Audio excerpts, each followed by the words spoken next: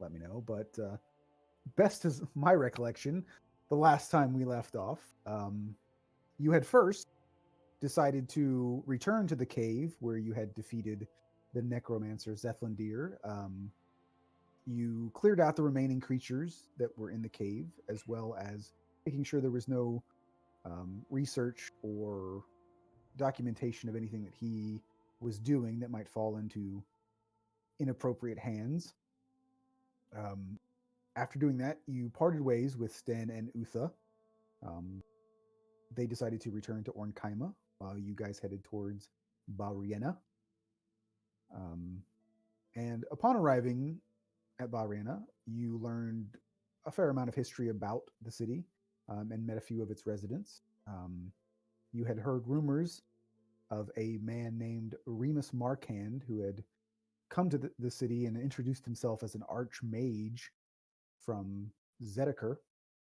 He had come to Bariena looking for supplies as he was planning on building a mage tower in the forest to the northeast of Bariena. And you learned that he was warned that may not be such a great idea, and that he would likely attract the attention of the Empire or worse. But he simply just said, "Let them come." Bought his supplies, left, and nobody has seen him since or heard from him since. Um, you also learned that most of the undead that have been coming from the dead fields into the surrounding areas of Barrena appear to be newly dead bodies. The bodies appear to be sun elves, which is quite unusual, quite concerning, given the fact that there has not been a living sun elf city south of Bariena in centuries, at least as far as anyone is aware. Um, the most interesting person that you met was a man that you had actually read about. Um, Now going by the name Sunkeeper Janik. You met him at an old temple in Lathander, now blinded and rather feeble in his advanced age. Um, and in your discussions with him, you learned that the journal that you had found from Tyria, Tyria herself was the one who had accused Janik of treason when he attempted to inform the royal court of the sort of progression of Tyria's madness as he saw it. She accused him of treason and called for his execution. Um, However, Queen Phelan had chosen to exile him as opposed to killing him. And in a sort of fit of rage and anger, Tyria grabbed a hold of his face and cast the sunlight spell and permanently blinded him. However, Tyria was then restrained and Janik exiled, and he spent the majority of his exile in Rune Tall, um, city to the northeast, where most of, or a very large portion of refugees during the war ended up. Um, and about 75 years prior to you guys arriving in Bariena, he had returned. Bariena was his original hometown.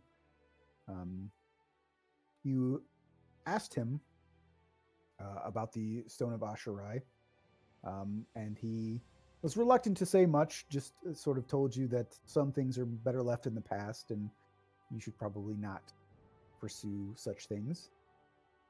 Um, you eventually ended up staying at the Three Crones Tavern and Inn, where you drank a bit and Bjorn played some music with the bard. Um, while you were at the tavern, you also decided to speak with Nyla Hadril, who was the elven woman who had been described as a bit of a recluse. So it was somewhat surprising to see her in the first place. Um, and what you had learned from others about her was that she had come to the city a number of years prior purchased a large and renovated it, made it pretty nice. And that in the past she had used this money. No one really knows where her money comes from. She doesn't work, um, but she had used her money to sort of help the city when it had trouble paying taxes to the empire, as well as funding some general maintenance of the city itself. Um, in your discussions with her, um, she seemed somewhat aloof, often staring out the window while you were talking with her. Um, and she wasn't really able to provide you with a whole lot of information that you hadn't already heard. But she did point you in the direction of a gnomish man named Garland Springfoot, who is a researcher who lives in a small tower adjacent to the town hall. And she mentioned that he had been looking for people to venture into the tunnels below the city. And uh, that, I believe, is where we will pick up the session, unless you guys remember something that I don't. I woke up Ayla when I was drunk and made her promise to kill me. Which Yep. she agreed to. Mm-hmm. And then Ayla also realized that about that sleeping disease Yes. called Talona's curse. And that there were rumors of multiple diseases and plagues, if you will, in Runtal. I think there was one other person that you guys wanted to talk to before we left the city. I think it's just the gnome. Yeah. Yeah, it was the gnome in the city. Then, if we were going that way, maybe to the Archmage's tower.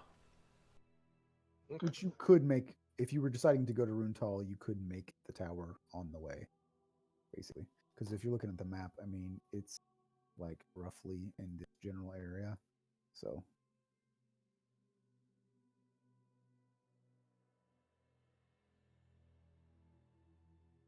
you could probably skirt around the woods and then come down if you wanted to, or you could just go straight to the woods.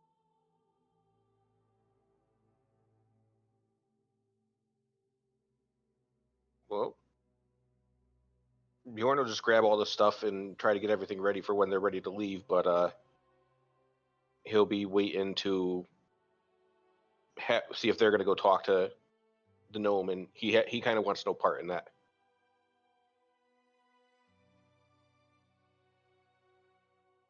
Well, I suppose then Swan and I can go quickly, get the conversation over, and we can meet at the gates or something. I will meet you there. I'm concerned a little bit that if we do start talking with this Garland, that he may try to offer us a job in the tunnels today. Well, we can just tell him no. We could. It's just one of those things. He may actually offer us a job before we set off. Well, I don't believe we're ready to go in those tunnels yet. I'd much prefer not going through the dead fields, tunnel or not. Yeah. Seems like a wise choice. Go to the plague ruined city instead. That seems smart. I mean, wise out the two decisions we have. Or go to a mage tower. You know, those are always safe. Or a Yeah, barbarian tribe. There. And you did, I don't remember who told you this, but you did learn, I believe, that Garland is a researcher and he came to Barrena originally. He's not from Valinar, but he came here to research the dead fields and to research the Storms. the storms, but really just sort of the history and the sun elves. And I believe Janik might have been actually the one that mentioned that he had an interest in the Stone of Asherai as well, because he believed that the Stone of Asherai is still in the royal vaults below the old capital city, which is why he was wanting people to investigate the tunnels to see if you get there under ground instead of trying to walk across the dead fields, which would be not good idea, probably. Well, what truly do we need to talk to this Garland about?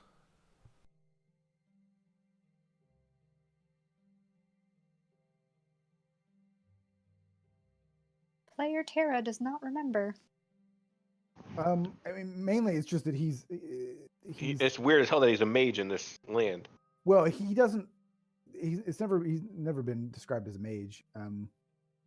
He's a researcher who is interested in magic, but the main thing is that it was that he has. You were directed to him as someone who might have knowledge about essentially anything that you were curious about. So, like whether it be the sickness or the Stone of Asherai or the Dead Fields or the Sun Elves or anything that you might be interested in, he had questions about where like Janik was unwilling to give you information and Nyla was seemingly not knowledgeable enough to give you any information.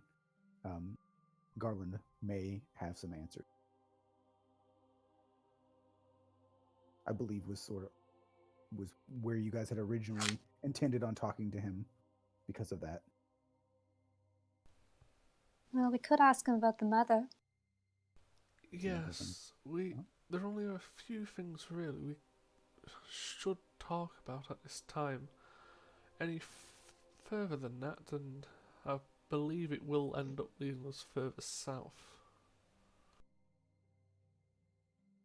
I'm fine with that. Just a quick conversation. Well, there's no time like the present. So we'll say that, I mean, it would be morning at this point. You guys had stayed overnight at the inn there.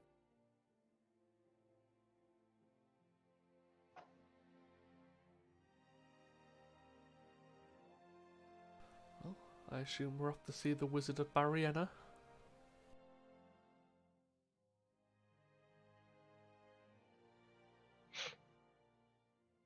And there is also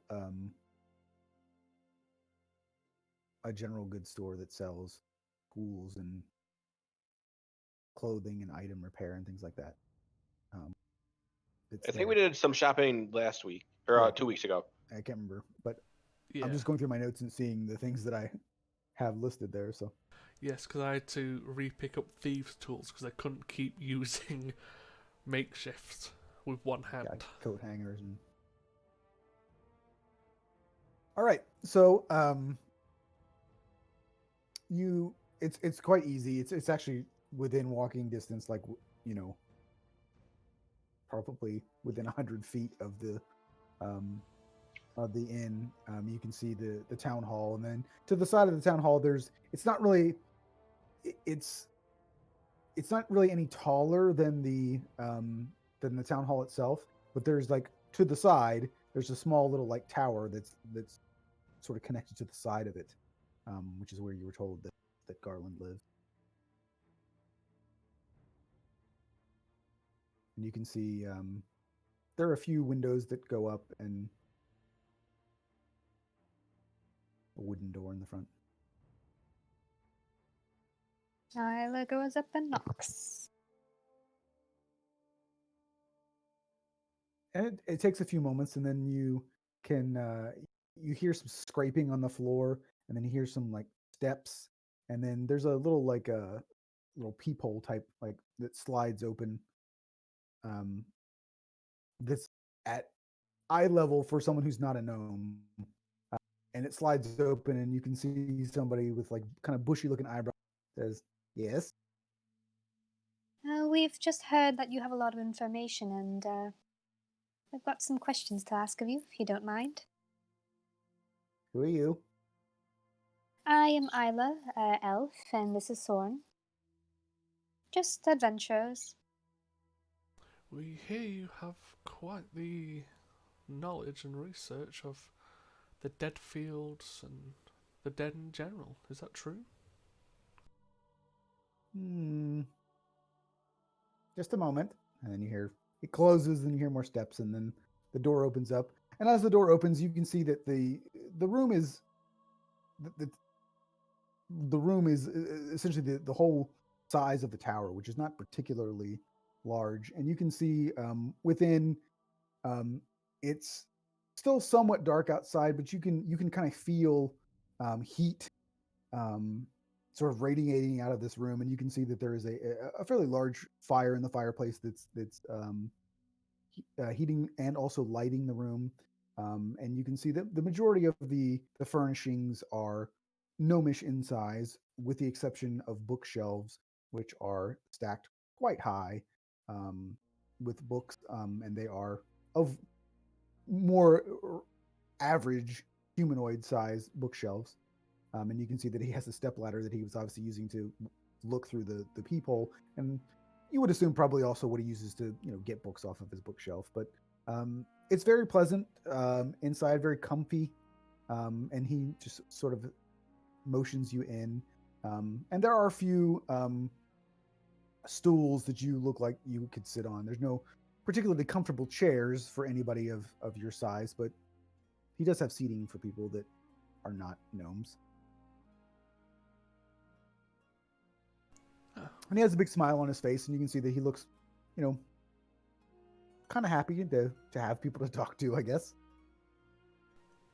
Well, thank you very much for inviting us in. Clearly, you're a knowledgeable man if you're looking into these dead fields, correct? Well, my research with the dead fields is not gone particularly well. There's not much you can research there, unfortunately, because you can't really go there, and people never want to help me.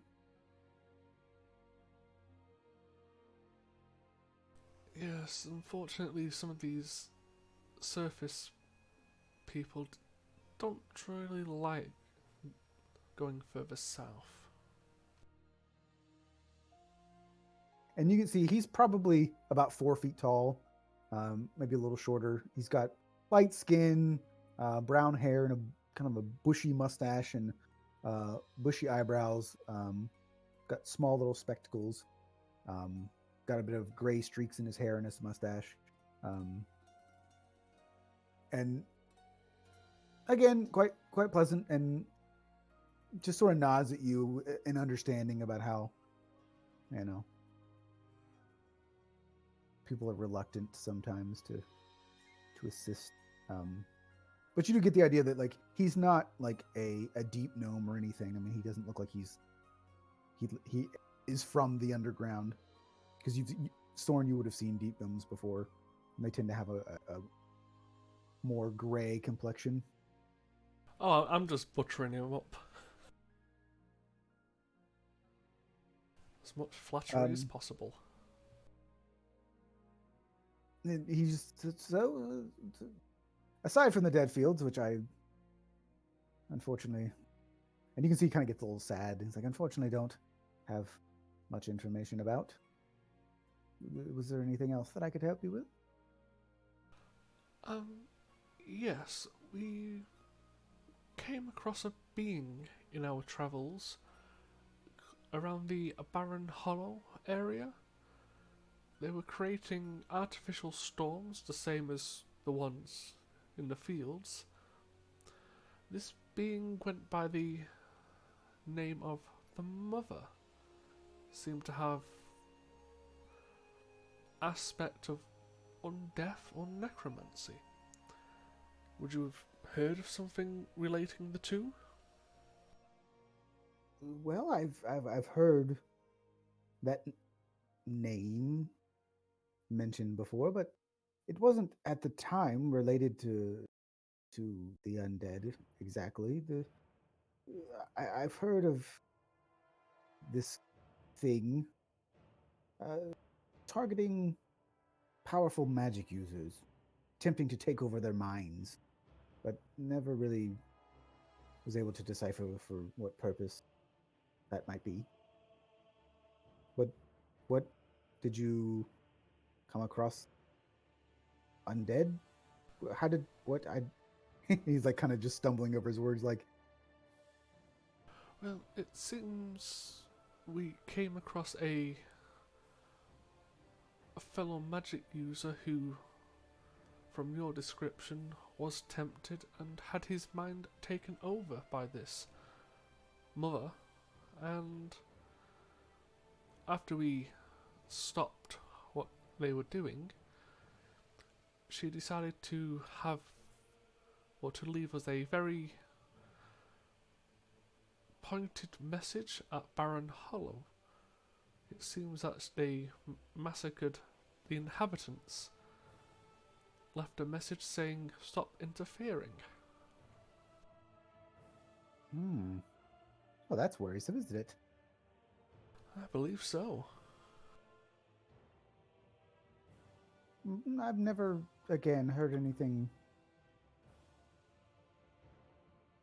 related specifically to the undead and the mother, but if it was related to a magic user, that, and he kind of looks a little bit excited. He's like, "Was this magic user powerful?" He seemed to be quite capable. He had quite a few undead thralls in multiple shapes and sizes. Hmm.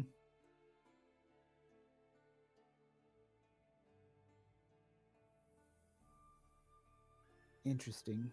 Well, I don't know. It's worrisome now that this is at least the second time I've heard of this mother targeting magic users and attempting to control them. That seems like it probably isn't good. Could you inform the both of us what your other source of knowledge on this mother is, please? Well, it's not anything that I've dealt with firsthand. It's just I've done a bit of study about the Sun Elves, and there was, gosh, this was probably 200 years ago. Now, and he kind of settles down a little bit, and he adjusts his glasses and kind of leans on the side of the his armchair, like he's getting ready to enlighten you. But you can tell he's quite excited to be able to talk about things, right?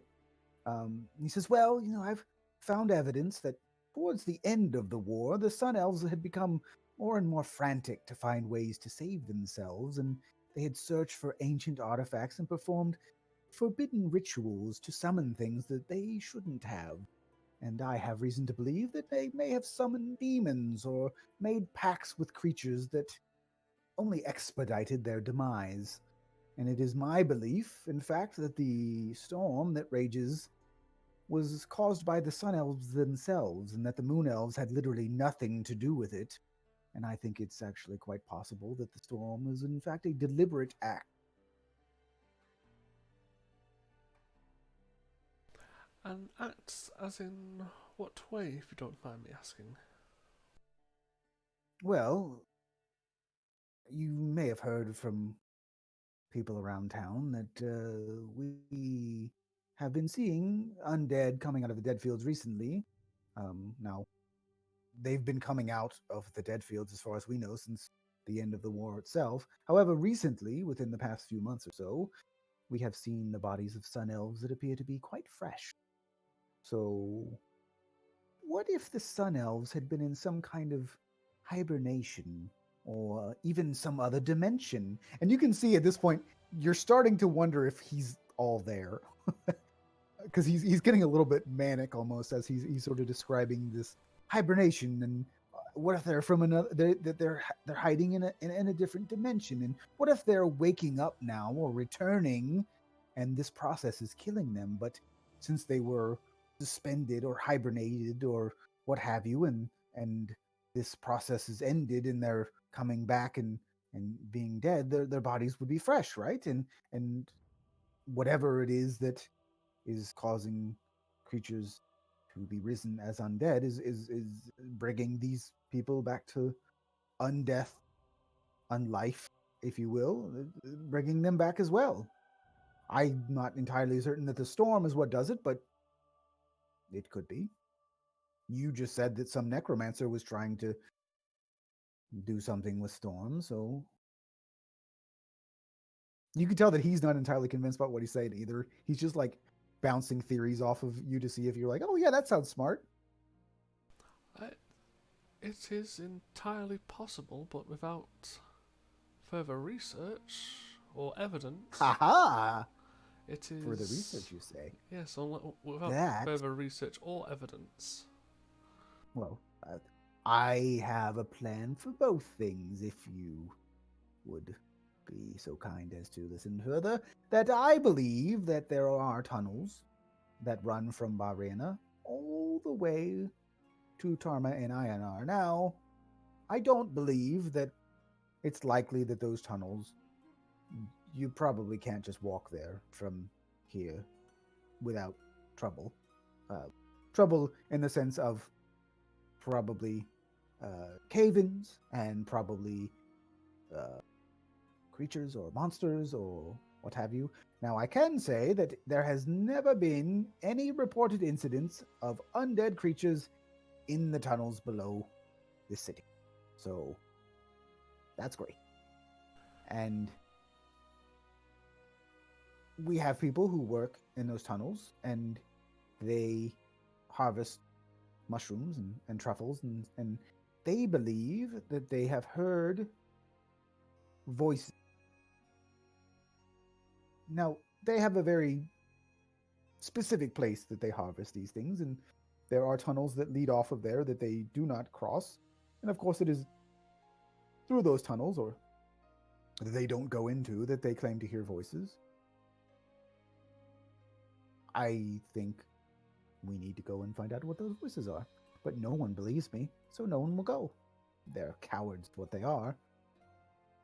I'm also convinced that there are treasures still hidden in the capital of the Sun Elves. Well, it is entirely possible that your theory may be correct, but unfortunately, it would require quite a lot of manpower. Something that neither myself nor my colleague here would really be able to help with, just the two of us. And he sort of like gives you a little side eye and then looks at Aelin's like,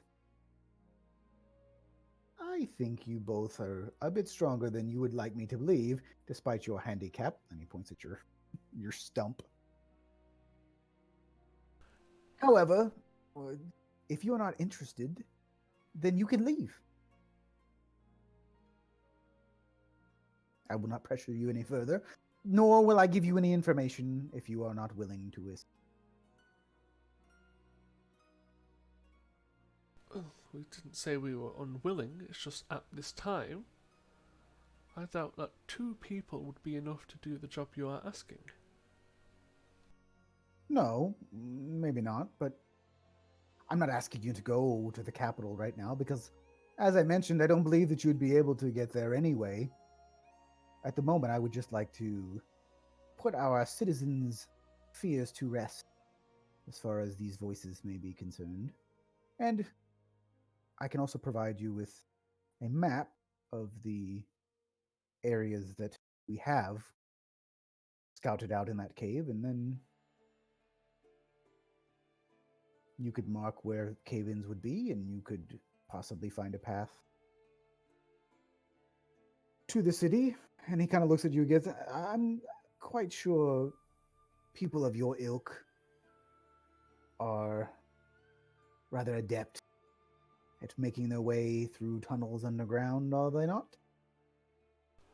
We are, but unfortunately we do have prior business in Runtal, which is one of the primary reasons which we came to visit someone with and points around to all the books, as with as much knowledge as someone as yourself.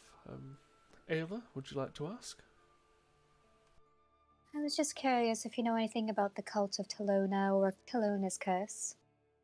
I'm sure once we're done our business in Runtal, then we could always make our way back to Bariena. It is on the road.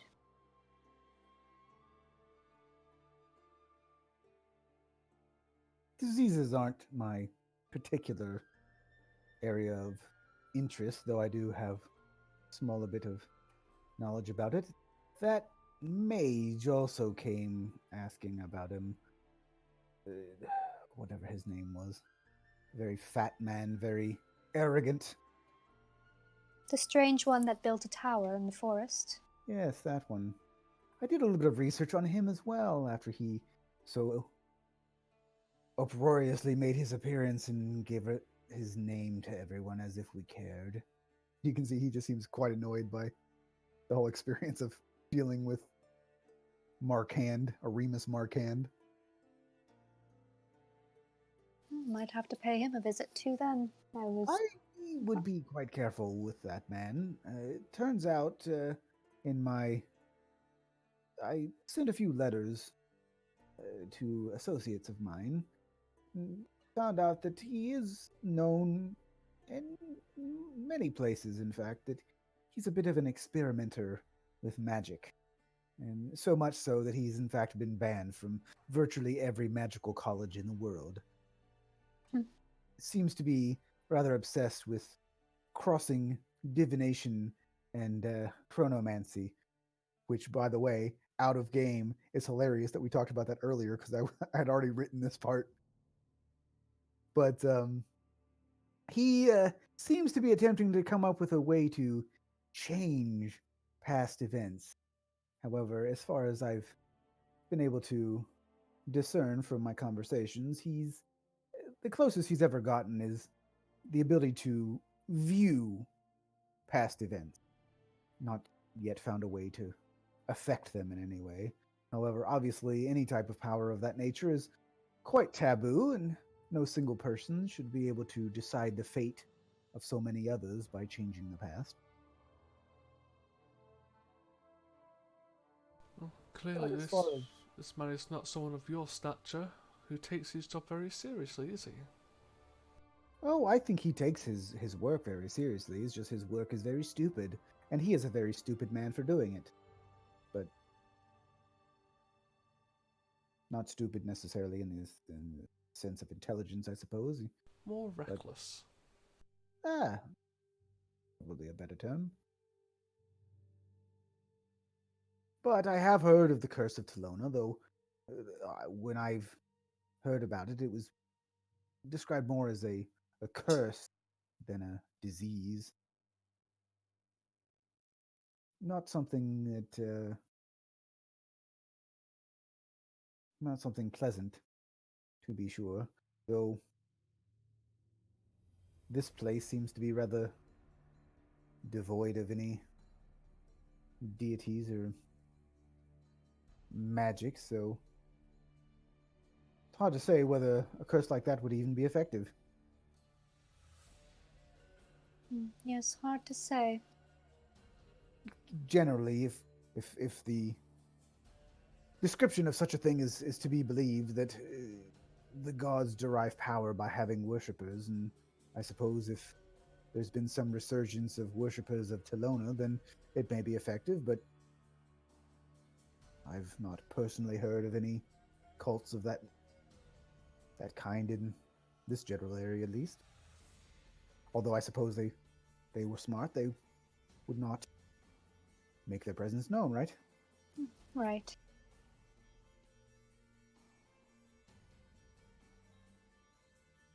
Well, Solon, that's all the questions that I have. Well, if that is the case, thank you, Gatland. Hopefully, when we return, we may discuss future business ventures together. He just kind of nods at you. I will be here. Very well, and thank you very much for the information you have given us. Quite welcome. It's always nice to talk to a learned man. He just kind of smiles and plays with his mustache a little bit and kind of ushers you out. Farewell.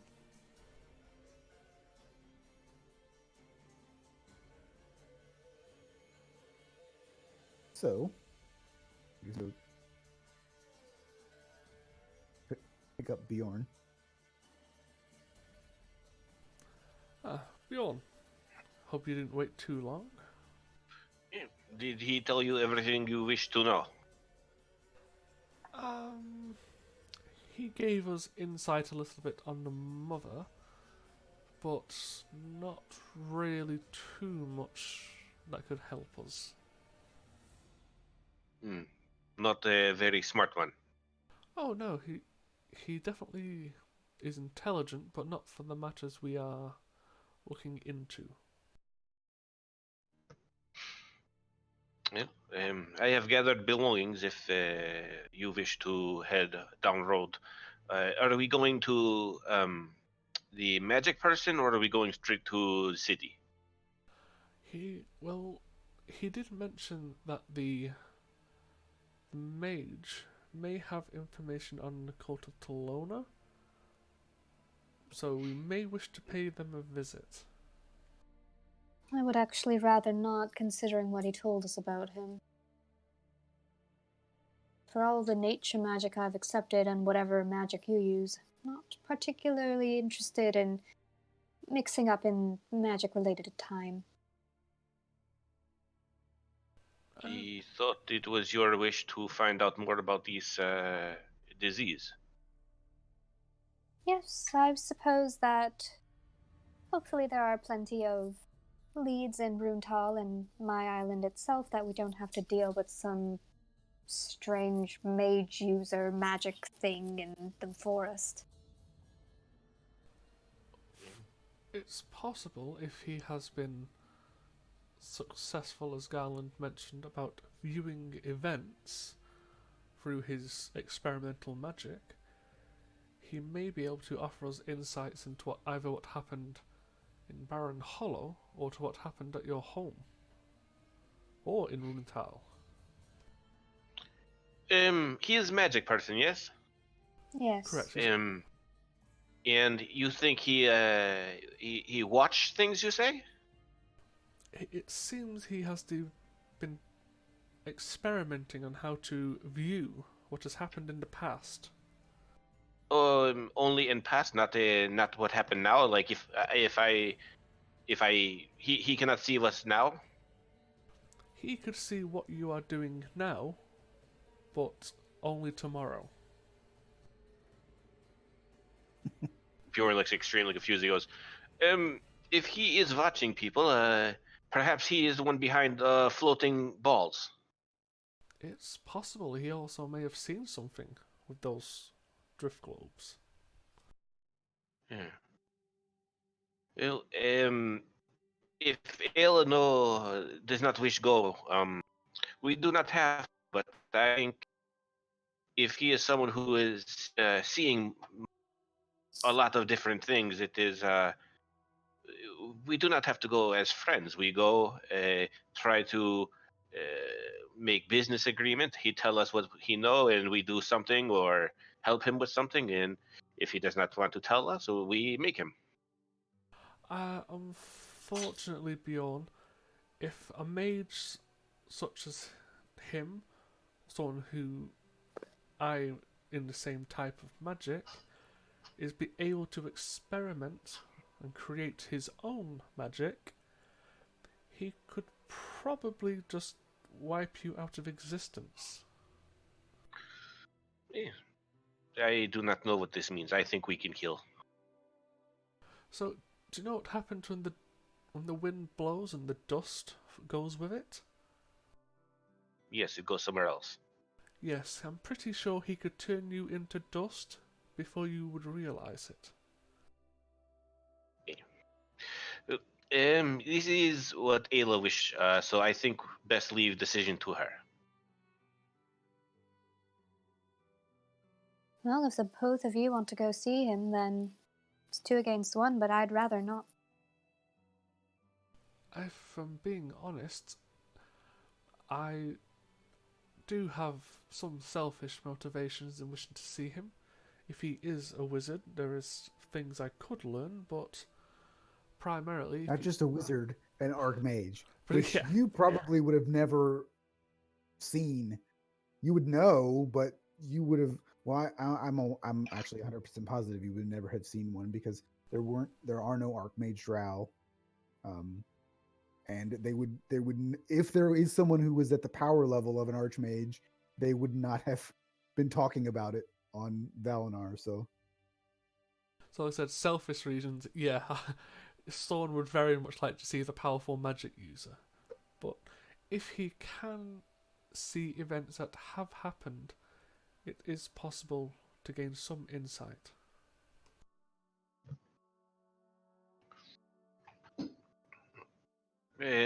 My vote will be with which Ayla wishes. Very well, we shall head straight to Runtal. We go there. Perhaps she find more information. Your island is near there too, yes? Yes, it's off the port. It's not that long of a boat trip. Yeah. Ayla will agree if we run into a dead end. Perhaps this mage is someone we must end up speaking with. Yep, yes, that's acceptable. Uh, okay. Soren, you are good with these? Oh yes, all I can do is present options.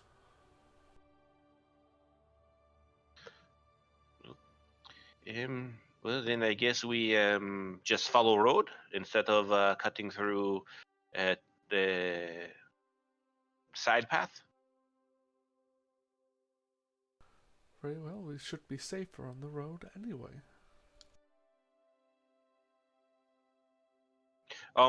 As we're looking around, are there any guards like as we're walking out, or like Nope. anyone around?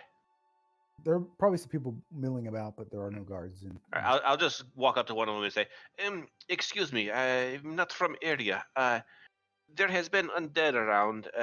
Do you know how far they go?" And I'm gonna point the direction we're gonna be walking, and I'll just point that way and say, "Do you know if we should be worried heading this way?"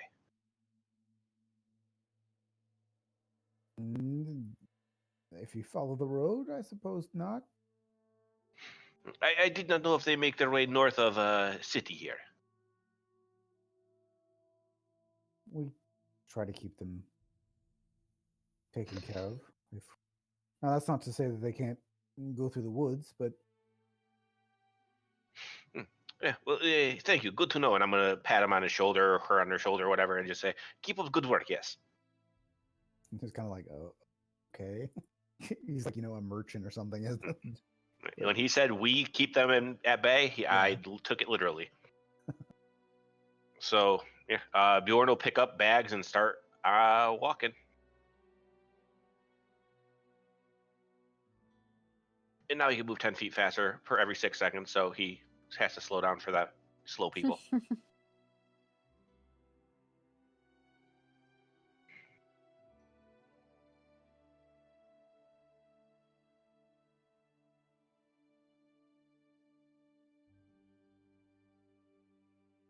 And every night when we're gonna be going to sleep, I break out the tent and blankets and stuff like that and set it up for those two, and I sleep outside and offer them the tent because it's big enough for 2 people.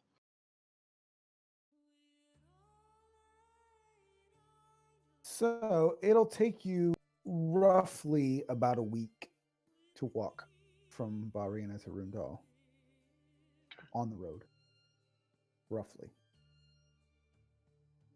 give or take, depending on how quickly you're planning on walking and how long you're planning on walking.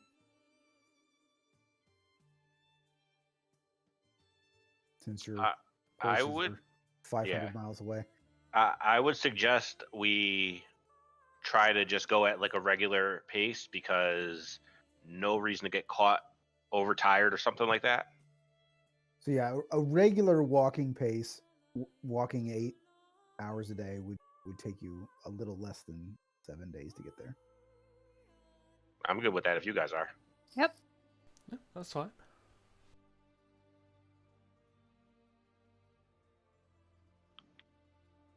Just realised that we've pretty much walked the entire country at this stage. I think the only areas we haven't really been to are the very far northern part. Like we've been Yeah. up to where? Ferndale? Ferndale's the farthest north you've Yeah. been. Yeah. So pretty much everything. Yeah. The bottom 2/3 of the island you've been to.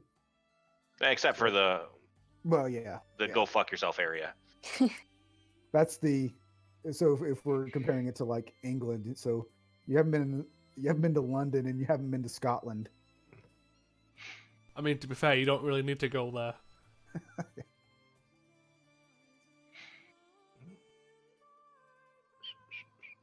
And Bjorn makes a concerted effort to try to see if there's any stuff floating in the air as we keep walking.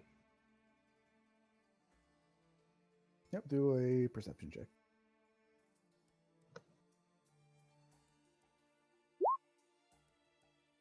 You don't see any drift globes. However, I will say that we'll just say on the third day or so, as you're sort of scouting around for food and all that kind of stuff, since I'm just assuming you would do that as a barbarian, Mm-hmm. you do actually find what is, as you're hunting, you spot what would be an undead deer. You can see that it is obviously dead, but it's walking around. Okay. How far away would you say it is? I mean, it's off the road, so it just depends. I mean, it would be, I mean, Bjorn would spot it from probably 100 yards away. I completely ignore it because I do not want to eat dead meat. But you did also see The bird. the bird, yeah. When I get back, I'll tell them. I'm like, I saw a deer. It was like people in a cave. Undead, like the bird that landed on me. Yes, just like bird. Not very good to eat, so I just left it. Good. It seems the corruption is either spreading further north, or it could have been the deer that have travelled east from the artificial storm.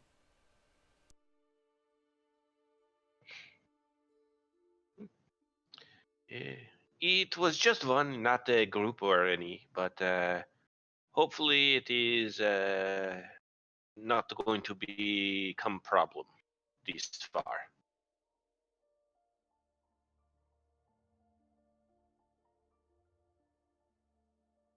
Well, Hopefully.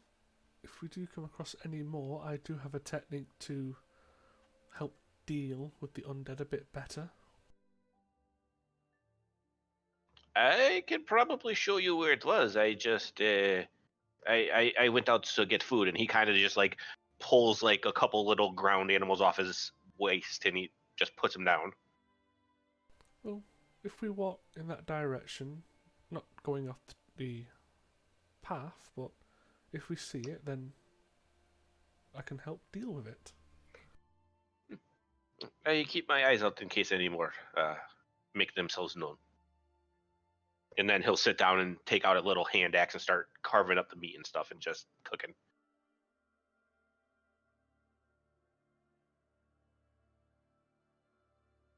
So aside from that, you see just the regular travel, and one of the things that you see, you don't see a whole lot of what you would think to be like regular sort of travelers. You do see a lot of caravans of materials being moved. um, from like coming from Runtal. On the night that I see that undead deer, I want to go up to Ayla and just look at her and say, Ayla, can you possibly help me with something? Yes, what is it? You are very good with trees and plants. I was going to try to go out into woods and find something to try to make alcohol. Do you think you can come help me look? Perhaps you find some for your potion too. Yes, I suppose we could. We will not go towards where deer was. I just there was thicker trees this way, and I'll point over and I want to just go look to see if I can find anything that I could brew something very very strong with, like whether it's fungus or anything like that. And Dyla would be just looking for, I guess, materials for Mally to make potions with. So survival / nature check. I can't ever really remember what the best one for that is. I think she has a herb. Would it be an herbalist kit to? No, that wouldn't be searching for it. Yeah. Oh no, I'll do survival if you want to do nature. Let me see what they, because I can never really remember what they want in a nature check. Let me see what they say. I think it's survival if you're hunting, but nature if you're going for Foraging. plants. Yeah. So according to the player's handbook, it the nature check measures your ability to recall lore about terrain, plants, and animals, the weather, and natural cycles. So I think that's more of like an intelligence check. Your knowledge about of it. and a survival check would be more of the action of doing a thing. So it would be. All right, so survival. All right. Okay. Oh, I already said mine. there it is. So I mean, with a survival check is to follow tracks, hunt wild game, guide your group through frozen wastelands, identify signs that owl bears live nearby, predict the weather, avoid quicksand or other natural hazards. So neither of them are a great description about what we're trying to do, but I think survival is probably closer because it is more. I mean, it could technically be perception then if you're looking for something, which is well, it's yeah, I weird. guess, but I'll consider the fact that hunting wild game, to me, just hunting, whether it be plants or otherwise, you're identifying signs. So I think survival is probably the better. Okay. Which is basically just a wisdom check, which means that the druid should be good at it anyway. But I mean, neither of you did particularly well. If you had said I'm gonna assist, you probably would have done better. But yeah, you find a few things that might be useful to Mally, but you don't find like an overabundance of things. You find particularly in the first few days outside of Bariana, while the dead fields are the area that you're in isn't necessarily considered the dead fields.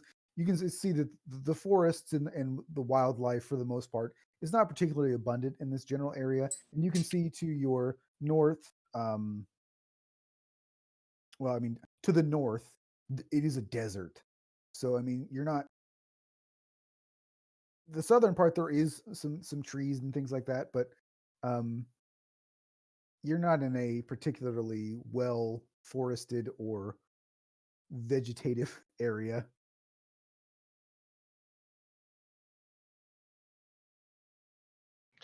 I mean, anything that I see, like it could be grass. He's gonna try to brew something no matter what.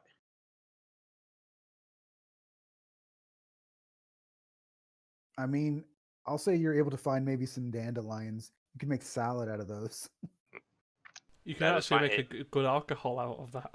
Yeah, you probably can. So He will give it a shot. He will just let it all sit in there and ferment and whatever the hell the book that he can't read says for it to do.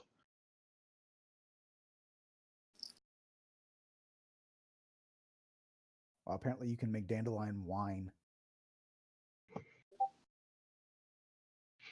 You take dandelion, orange, lemon, wine yeast, and white sugar. Sounds terrible. Oh yeah. Yeah. Brewing that stuff is deadly.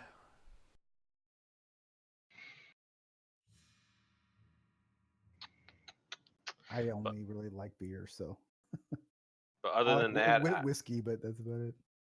I don't really like most wines. I do like home brewed, like home distilled and all that kind of stuff. But yeah, I'm not a huge drinker, but yeah, I mean, you're able to make some pretty nasty, you know, absolutely fine. jailhouse. I'll just do a stupid nature. Yeah, pretty bad wine or pretty bad whatever the hell this stuff is. But he I mean, enjoys it. it would take a little bit of time for it to ferment, but Hmm.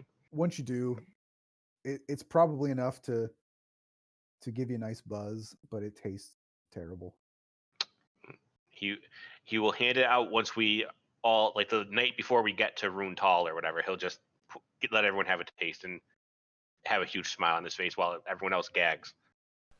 I'll pass, thank you. Yeah, it is good. So, when we go to city, is there anyone particular we are look for? No, I suppose just ask around about that strange disease.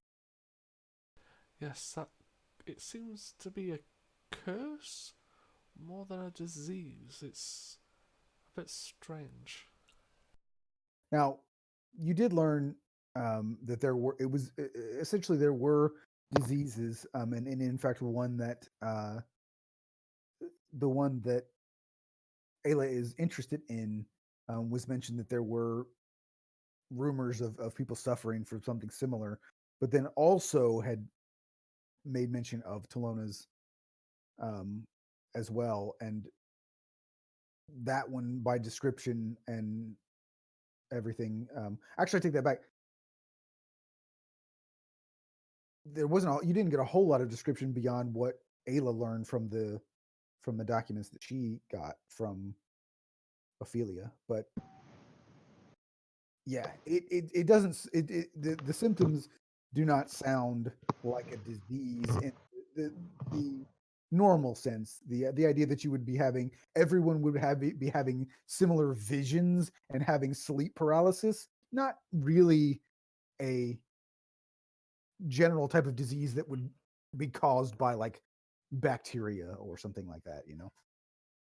So that's where at least Garland believed it was more of a magical origin.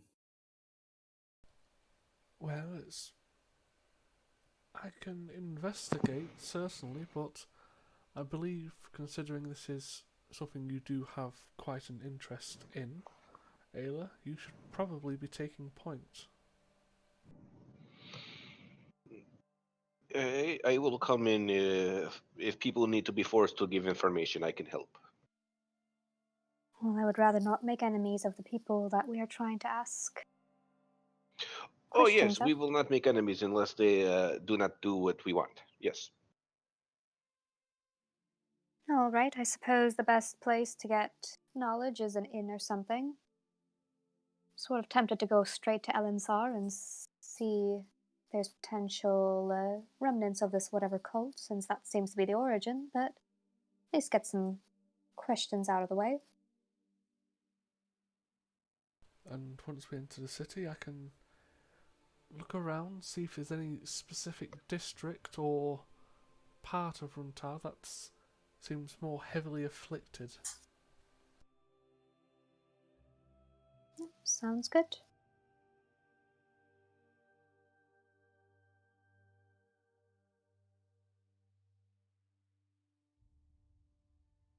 So, as you begin to approach Runtal from a distance, comparative to Bariena in particular, um, the view of Runtal is rather intimidating.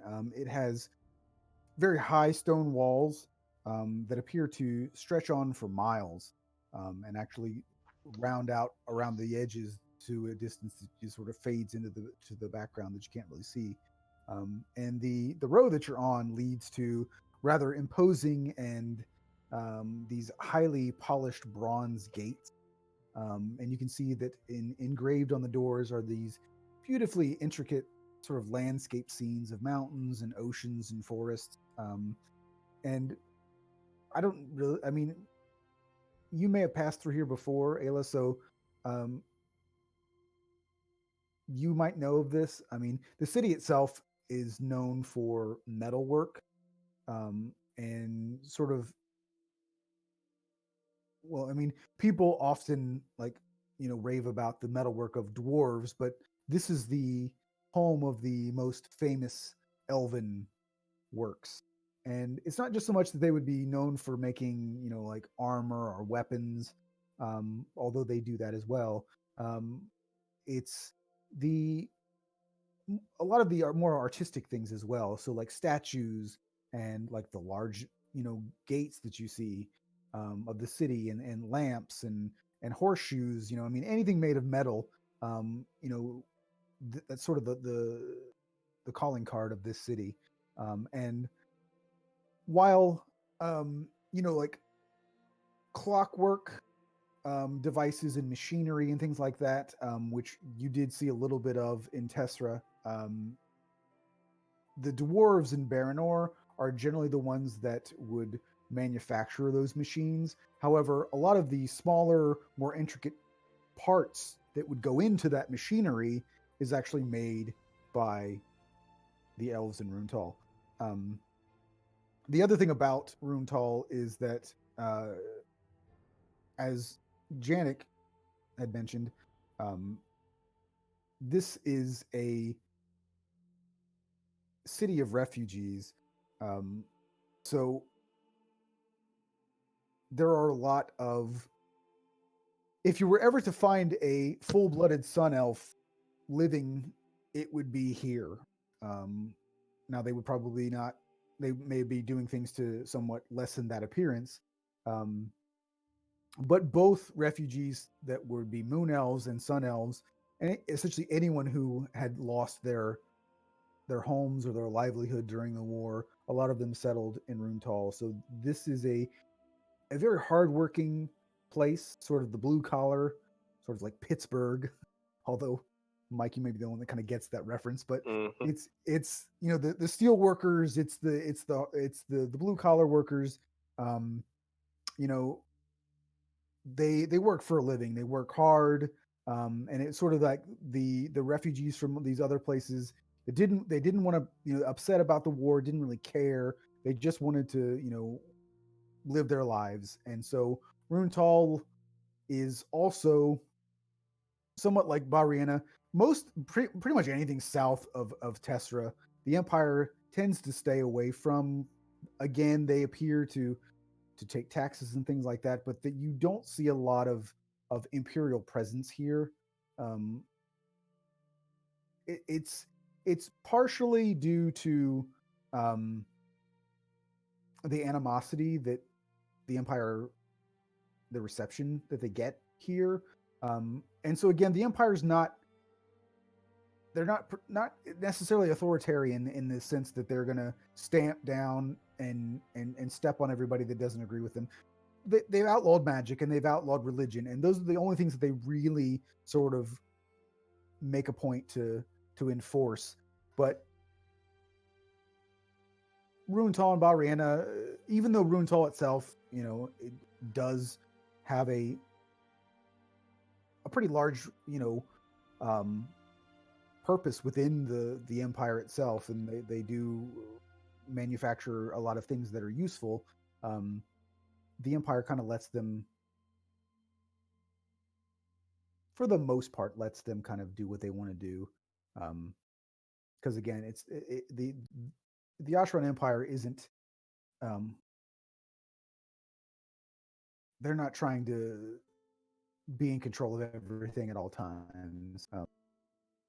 Their main focus and their main sort of like drive to be an empire and to have everyone fall under them is to make sure magic and religion are sort of stamped out.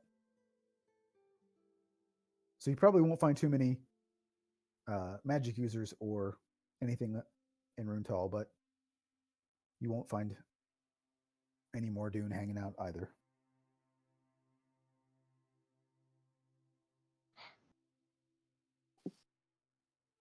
So no looking for people casting a fireball on the street. Got it. But also, probably no one's going to have any details about curses. Well, if this is not a place for that, perhaps we just continue on to your home.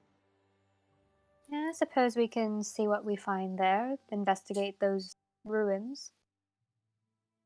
We just have to find ourselves a boat that'll take us there. So, Runtal does have. It's not a port. The best way I could describe this is essentially because if you'll remember, most of Valinar, most of the coastlines are cliffs. So if you're in England, you think of like the cliffs of Dover. Like there's not beaches that you can like pull a boat up onto in most places on the island. So I mean, it's just like a sheer cliff off into the ocean. And Runtal is not any different.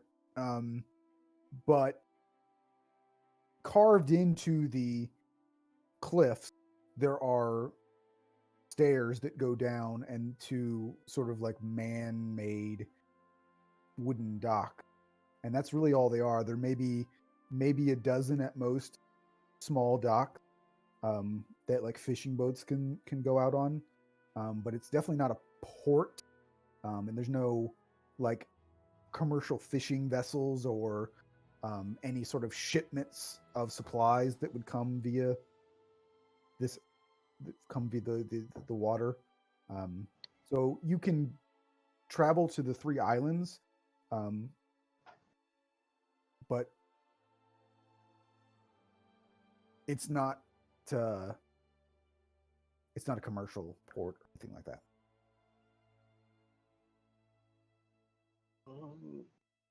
Ayla, how did you get across when you came here first?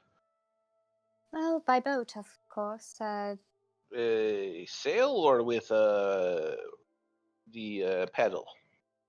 Oh, sail. We had a couple of sailing ships from Elen'sar that the fishermen used. A couple of survivors and I took it. Came over here, docked on one of those docks, and she nods down the cliff. And just left the boat there. I'm not entirely sure if any of the other survivors are still here or not. I separated them rather quickly. Well, if we can find boat to with a paddle, I think I can manage to get us to island. But I do not know if we wish to buy one or rent. I believe renting is fine. I mean, we're just going to go there, investigate, and come back. It's not like we'll need the boat for other ventures. I have some money left if we need to get one. Well, I could also pay this particular cost. I mean, I am the one that wants to investigate the island in the first place, and I do have plenty of funds. Well, yeah, then we will leave it to you. I will uh, bring all bags and such to docks, and you tell me which boat to put in. Yep, and Isla will just go down and see if she can rent one of the boats. So the majority of the boats that would be involved or would be going back and forth here, they are you do have a few sort of more local fishing vessels. The ones that would be going to the island are, I guess, the best way I could describe them would be like small trireme boats. So if you think of like the Roman trireme boats, so essentially they were the ones that have like they have sails, but then they also have like rows of paddles that people um, can row with. But not as large as you would think. Like if you just Google like a trireme, you can see what they look like if you don't know. But a lot of them have like way more oars than these ships would. But they're rather quick vessels. It's probably about 20 miles from about 20 miles to Elen'sar from where you guys are. Oh, so that should be something I could do with no problem then. With just like a smaller boat with 3 people on it? I mean, it's open. It's still open ocean, and Oh, yeah, I didn't even think of that actually. I mean, I'm thinking like a lake. Yeah. And not proficient in boats. I'm proficient in moving my arms. But yeah, going against like waves and shit, probably gonna tip over once or twice.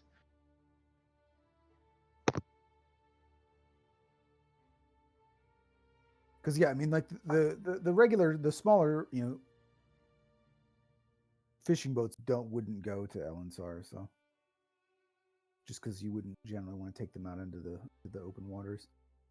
The waters aren't particularly rough in between, so like the sort of like the interior here between the islands, it's not like it's super rough. But the problem is that,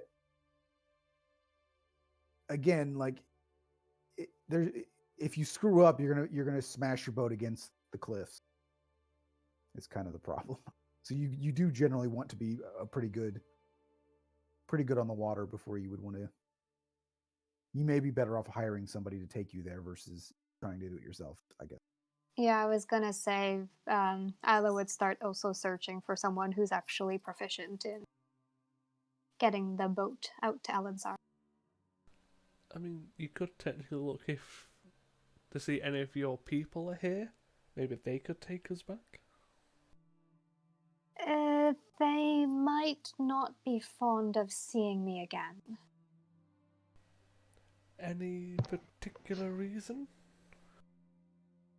As the daughter of the island doctor, they all believe that I only survived because I was given more attention than their families. A lot of people died there. Essentially, I was brought to the main island and then shunned immediately. Suppose it's fair. Well, people can be cruel when they are scared. Yeah, precisely, which is why I don't believe I ever want to see any of those people again.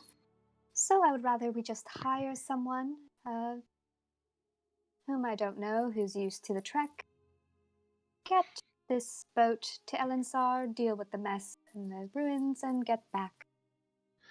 You do not know where ruins are on its home? Oh, yes, I do know where they are. We were always told not to go near them, so I haven't been that close, but Then who do you want to hire? just someone to get the boat across. I can do this. So you No. say, but you're not used to pulling the boat out from the cliffs. I'm afraid that we might capsize rather easily. Yeah, I think you were getting your water when I made mention of the fact that if you're not particularly good at sailing, you're probably going to smash your boat. Yeah. I was getting my water, but Bjorn is still very adamant that he can do it. I have been on boats many times. There in my camp, there were many fishing trips that people would go on. That was our main source of food. Fishing trips that started off a cliff and headed out into the ocean.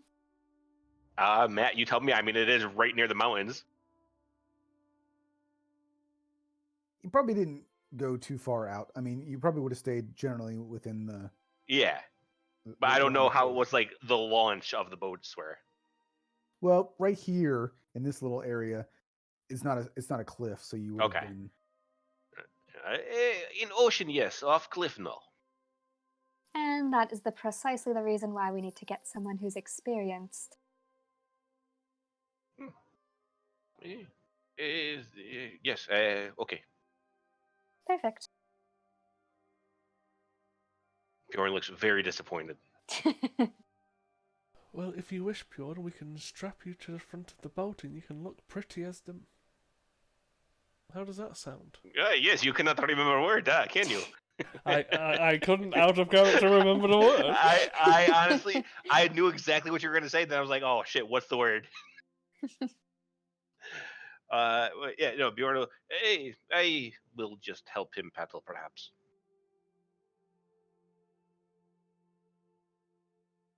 Well, there's no time like the present.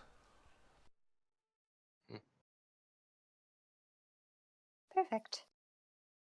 And yep, Isla will just go around the upper area of the docks and see if there's anyone interested in hiring a short chartering trip. Yeah, they'd probably charge about 10 gold. Oh, yep. Isla has that. She will make it 20. All right. Is that 20 So- with no questions asked? Yeah, basically. And that's for him to stay at the island and wait for us to come back? Yeah. Okay.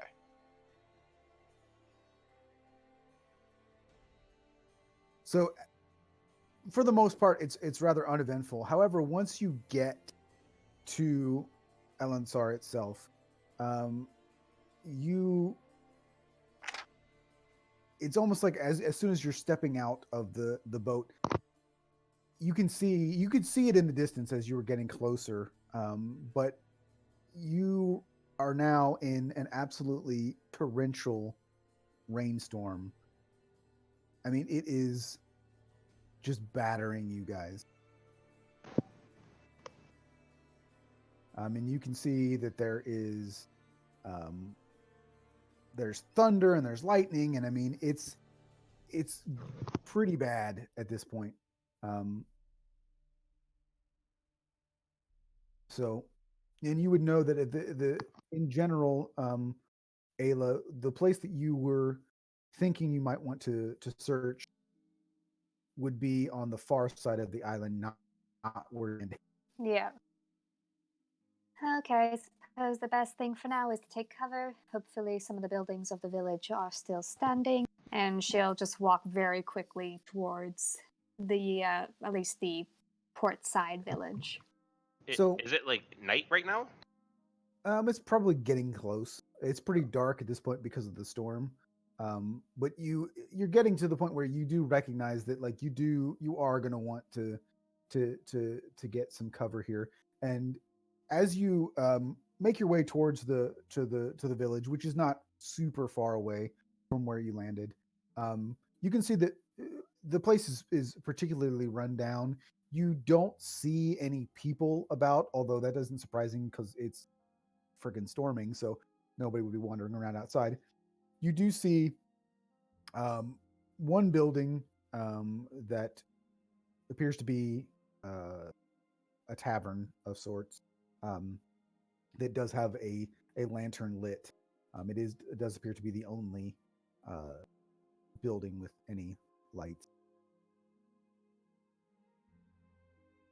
Isla stares at it in surprise because she remembers all the visitors, or not visitors, all the survivors leaving as quickly as possible, and she mutters to herself, "Oh, I suppose could have come back to resettle again, I suppose." And she goes towards the tavern. As we start walking towards it, everyone's gonna. Are they not still sick? Hopefully not. I mean, and she glances back at them. Maybe cover your faces for now, same way that we did before in Barren Hollow. Bjorn just lifts up his fur and puts it over his face. So you make your way in to what is actually called the Feral Dog Tavern, and it is a rather neglected one-story building that has very little comfort or appeal. And outside of uh, the storm bringing you here, you likely would not have ever wanted to come here. Um, but as you enter, you can see that it's very low beamed, sagging ceiling. As soon as you walk in, you can hear it groaning under the stress of the wind and the rain. And you can even see that there are like trickling leaks that are coming out of the ceiling and splashing onto the floor. which might be somewhat helpful because the floor looks completely nasty and dirty. And you can smell as soon as you walk in sort of like stale beer, and there are people there that obviously had also just sort of somewhat recently entered as well, because they some appear to be wet, and so the combination of stale beer and wet people, and you got this earthy odor of like mold and rot. It's not a great place to be at the moment. However, it's nicer than it is outside. And you can see that there's a lamp lit in there as well, and there's a fair amount of smoke in the room just from people actually smoking. And you are able to make out that there are roughly maybe 8 or so people that are here at this moment, and they all seem to be, based on their expressions, to be quite miserable and not particularly happy at the moment. Interestingly, though, Ayla, you noticed that I would say you would probably recognize the innkeeper, and he is a human male, um, and he is an older gentleman. Um, you don't recognize any of the other people that are like the patrons of the bar, however. And again, most of them also appear to be humans, although you do see a dwarf there as well. But one thing you do not see are any elves. But not a whole lot. There's not a whole lot for you guys really to do at this point. I mean, you just kind of have to sit down and wait to see if the storm passes by. And it doesn't. Well, when we get inside, Bjorn immediately approaches the other people with one hand on a hand axe and one hand holding the fur up to his mouth and just, "Are you diseased?" Probably not the best question. They all just kind of like look at you, and nobody really says anything. I Just kind of slam my like, axe down into the table. and as you do, the dwarf that was sitting at the table, who was reading a book, who's actually dressed in chainmail armor and has this large warhammer that was leaning against the table as well. As he stands up and grabs this warhammer that's almost as tall as he is, and just like kind of like gets at the ready, like, come on, let's do it. I look straight at him and say, "I'm not looking for fight. I want to know if I should be worried about getting sick." And he just sort of looks at you, goes, if you're worried about being sick, just leave. I kind of look over my shoulder at Ayla and just say, "Leave?" No, no leaving. Just calm down. It's And you can see fine. the barkeeper hasn't said anything, but he looks quite annoyed at this moment. And you can see that there's a barmaid who comes over and kind of just like says, would you like some drinks? And sort of like motions to a table for you guys to sit at. Yes, please. Drinks, and do you have any rooms for the evening? And as you look around, you notice that this is essentially like a one-room establishment. There are some rooms in the back, but they don't appear to be like rooms that people would stay at. And as you're looking around, you can see that there are a few cots laid out in the common room by the fire, and then there's some like benches that looks like people had been like sleeping on. So this is more of a tavern, but also a place where people could stay at. But it doesn't look like maybe that was originally its purpose. She's like, well, you can certainly stay here for the evening, but we don't have rooms. But great. Well, we definitely don't want to get wet though in that storm, so I suppose this is the best possible accommodations for us at this moment. Bjorn will rip the axe up out of the table and turn around and walk towards Ayla and just, "I have tent. We can stay outside." No, thank you. I will not stay outside in that storm. I don't believe the tent can even stay in the ground. It is quite windy, and you can, again, I mean, you could hear it. You can hear this building just creaking, and the wood sort of like cracking as the wind is hitting this old, not well kept building. And rather quickly, the barmaid brings back some mugs of ale, and she's unlike everybody else in the place.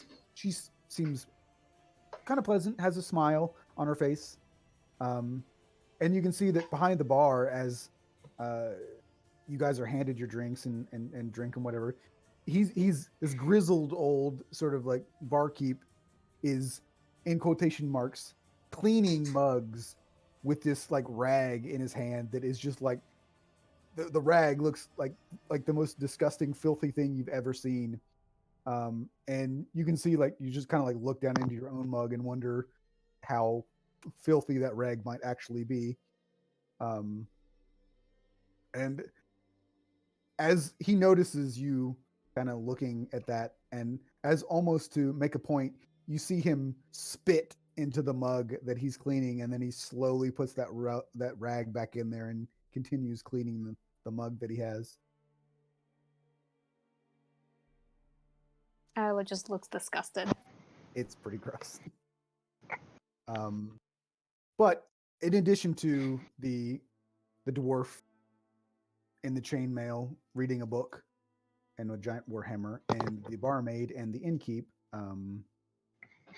the at the closest table on your left, you see that there are two men sitting there, two humans, sort of their heads close together, appearing to be in a rather deep conversation, sort of oblivious to the rain and everything else that's sort of going on around them.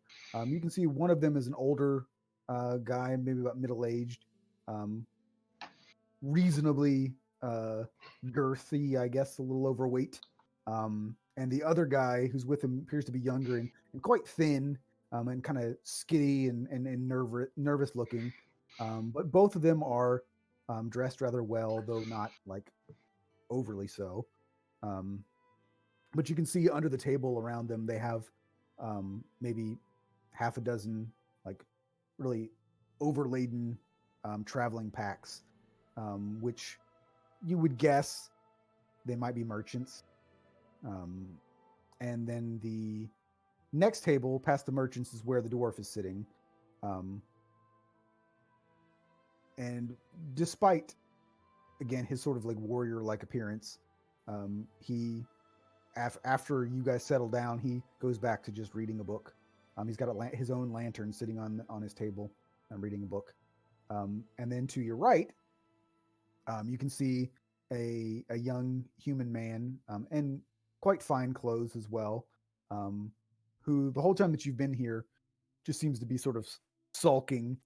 Um, Based on his wardrobe, you would guess that he's maybe a bard, um, and you can see that he keeps looking up at the innkeeper, and making sort of like these uh, overly dramatic sighs as he's sort of like strumming this instrument case, as if he was like, you kind of get the idea that he came in trying to play some music and was told not to, so he's just kind of like making a big deal about it by not saying anything, but just kind of being, again, dramatic about it. And finally, at the other end of the room, there is uh,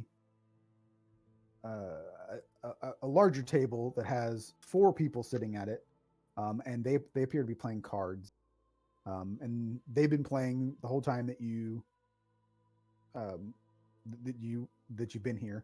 They stopped for a moment to see what was up when you slammed an axe into the table, but quickly went back to what they were doing. The four players of this card game, two of them, based on their dress, and sort of what they have some well worn looking weapons with them. Um, you would assume them to be mercenaries. And also by their appearance, you would guess the two of them to be brothers. Um, but they look less than reputable, we'll say, more like cut purses or cutthroats than mercenaries. Probably would be not somebody you would want to trust with your valuables, I guess. There is another man there that appears to be probably a hunter or a trapper of some kind, based on, he's wearing sort of like spurs and has a longbow slung across his back. Looks like he has a number of knives stowed on him. Looks like a hard guy. And then finally, the last person that you see, and the last person at this table, is a small, thin man dressed in well-worn traveler's clothes. Kind of got a beat-up hat on, but you can see he's smiling. Seems quite to be enjoying his game, and you notice that he appears to be uh, quite quick as far as shuffling and those types of things. This is something that you notice quite quickly about him. But you can hear them discussing, overhear them discussing the game, and they're going on and on about the fact that like they've been playing for hours and nobody's winning.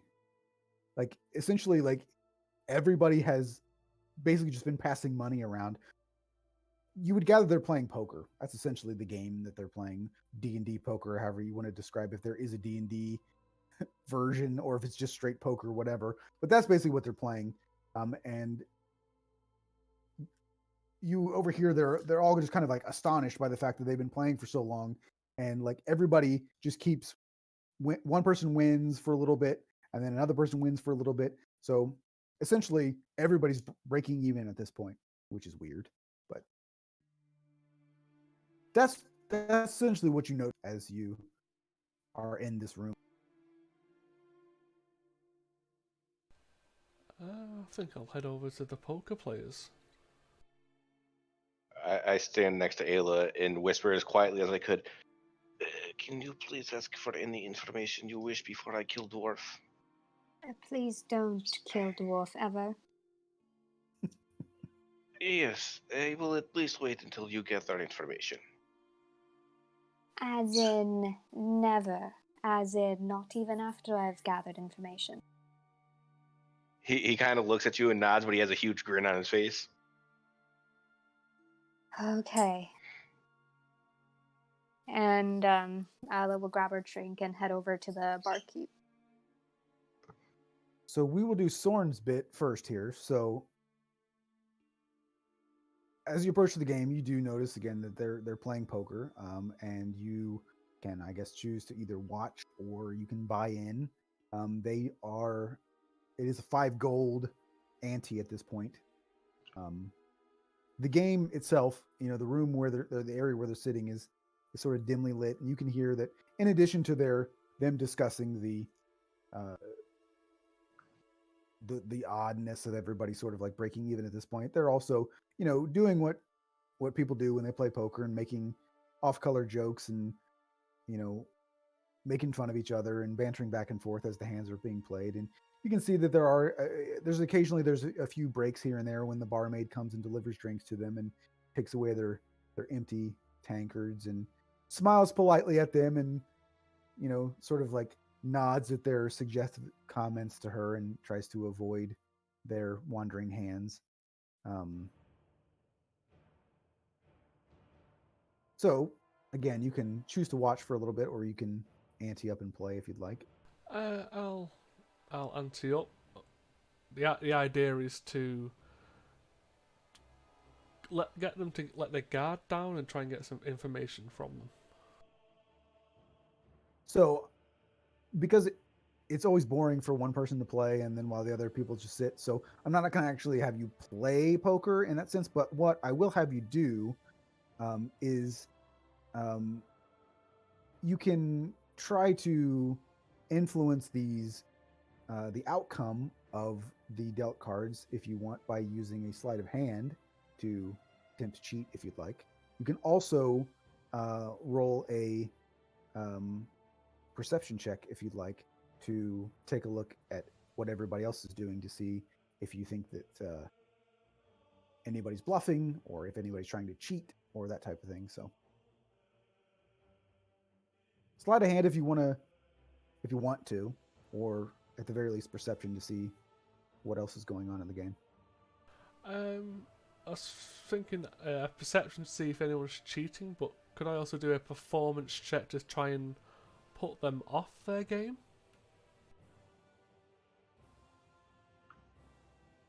How would you do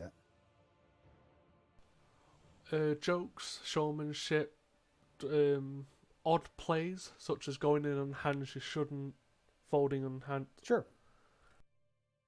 Yeah, do performance. So, perception to see if anyone's cheating first.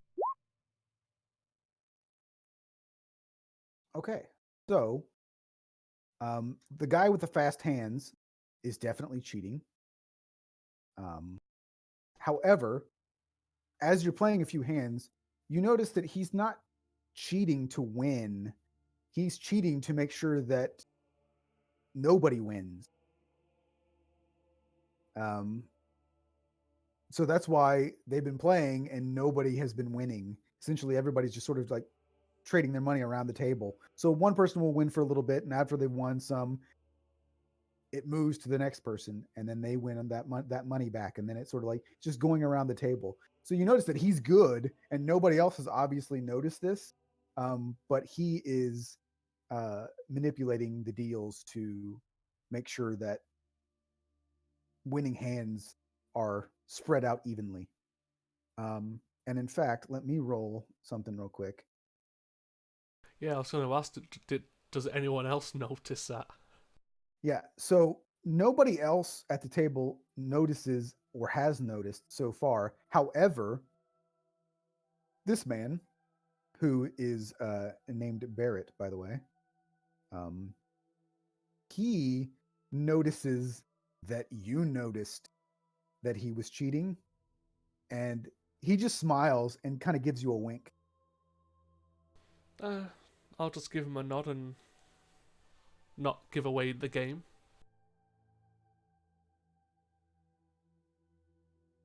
So, if you are willing to allow him to continue with his little, as you can see, he seems to be enjoying himself. So I think that for him, it's more about he's enjoying doing this, like the sort of the manipulation of it all. Like, he doesn't seem to really care about whether or not he wins. He's just having fun, sort of, I guess, pulling the wool over everybody, and then like just being amazed, like, wow, I can't believe we've been doing this for so long and nobody's winning. So like he just seems to be enjoying the game within the game, I guess. Yeah, I'll try and go along with that with a performance check, just to play along, build up, and try and build up some camaraderie with him. Yeah, he seems to be the guy that is he's definitely the friendliest man at the table right now. The two mercenary brothers are the ones that are sort of making the rude jokes and trying to grab at the barmaid. The hunter is sort of staying to himself, not really participating much in the conversations. He seems to be like doing this because he's bored and not because he really wants to gamble or anything else. He's just like, well, I didn't want to just sit there and drink nasty beer, so.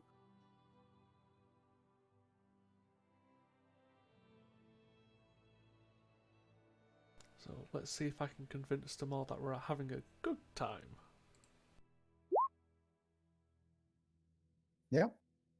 And Barrett seems to be enjoying the fact that you are playing along and not giving away the ghost here as you recognize what he's doing. So, gents, if you don't mind me asking, what are you all doing out here? I thought this was an elven village.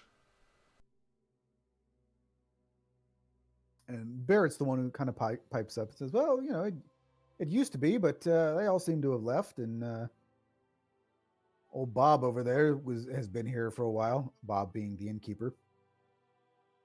And heard that, well, I won't speak for anybody else, but just heard there might be some interesting things to find around here, and essentially they sort of go around and discuss, not giving you too much detail, but the mercenaries, the brothers, without in a roundabout way, basically say that they're here just to loot whatever's left. I mean, that's pretty much, you know, they'd heard that the elves that lived here had left, and most of them had left in a hurry. And if there was anything else that was here for them to take, well, then that's what they were going to do. Um, the hunter basically just similar reasons, but figured that if there was nobody here, then maybe it would be a good place to hunt, because usually when people leave, wildlife tends to increase, and if there was nobody else to hunt here except for him, it seemed like it'd be a good place for him to, get some skins and things to sell. um, Barrett doesn't really give you a whole lot of detail specifically about why he's here, other than he just kind of like gives you a big smile and he's like, well, it's an adventure, isn't it? Oh, yes, we all like an adventure, and let's be honest, we're all looking to make a bit of extra coin here and there. So have you heard of anything fun around here to look into?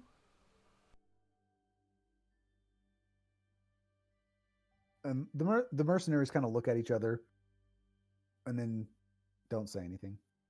And Barrett's like, well, I feel like I've already found my adventure.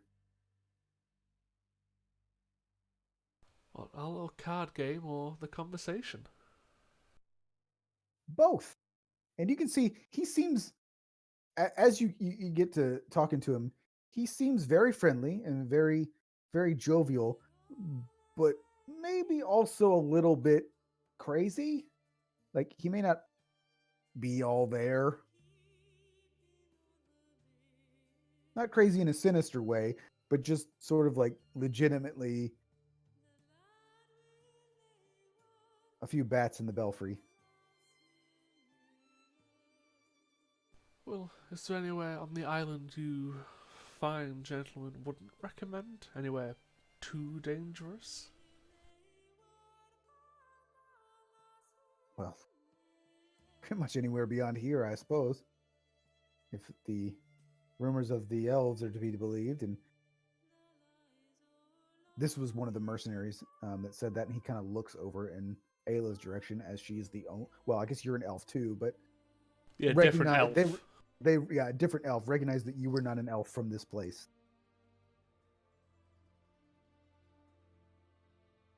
Also, I'm just now realizing it's pretty impressive to play cards with one hand.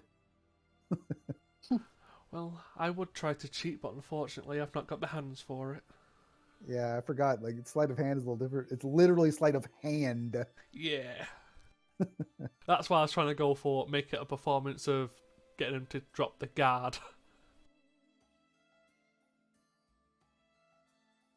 But yeah, I mean, like, you get the feeling that, one, these guys have not been here very long, and two, they seem to be here to exploit whatever remains, as opposed to, like, they're not here for the same reasons that you are, for sure. Oh yeah, obviously it's just a case of if they've heard anything, if they've been anywhere in particular, trying to just Most rule of out them stuff. most of them, except for the hunter, whose name is Theric. He's the only one who's like been anywhere else really on the island. The rest of them so far have only come here and spent a little bit of time sort of like scouting around the southern part of the island, but haven't ventured too far out as of yet. The mercenaries have probably only been here for a day or two. Barrett's maybe here a little bit longer, and Theric's probably been here the longest. He might have been here for 2 or 3 weeks at this point, but he's pretty tight-lipped about everything. He just doesn't seem to be a very talkative guy. Well, considering we're all just going around in circles here, I might call it a night. As you can see, I'm here with my travelling companions, especially the tall, pretty-looking oaf. So we're gonna have a look around. the next couple of days. If we find anything, I'll be sure to give you fine gentlemen a call. And they just kind of nod at you, and we'll say that you're able to you make a gold off the game. So you have 6 gold. Put in 5, come out with 6. Not going to complain. But thank you for your time and the game. Very much enjoyed myself. Have a good night.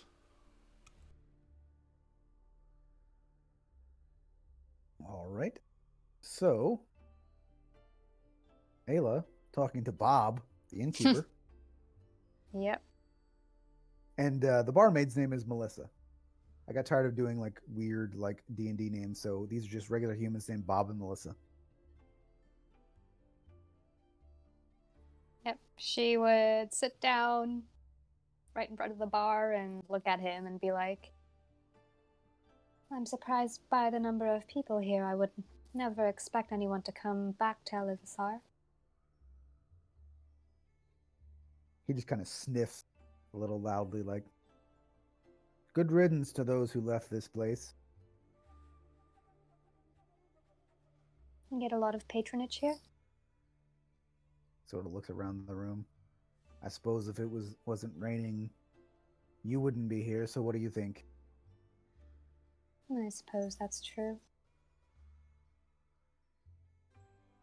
Any strange people coming through? Anyone asking about the disease that happened here before, or the ruins to the north? And he just kind of looks at you, and then looks at Bjorn, and then looks at Soren's like, yeah, a few strange people have come in.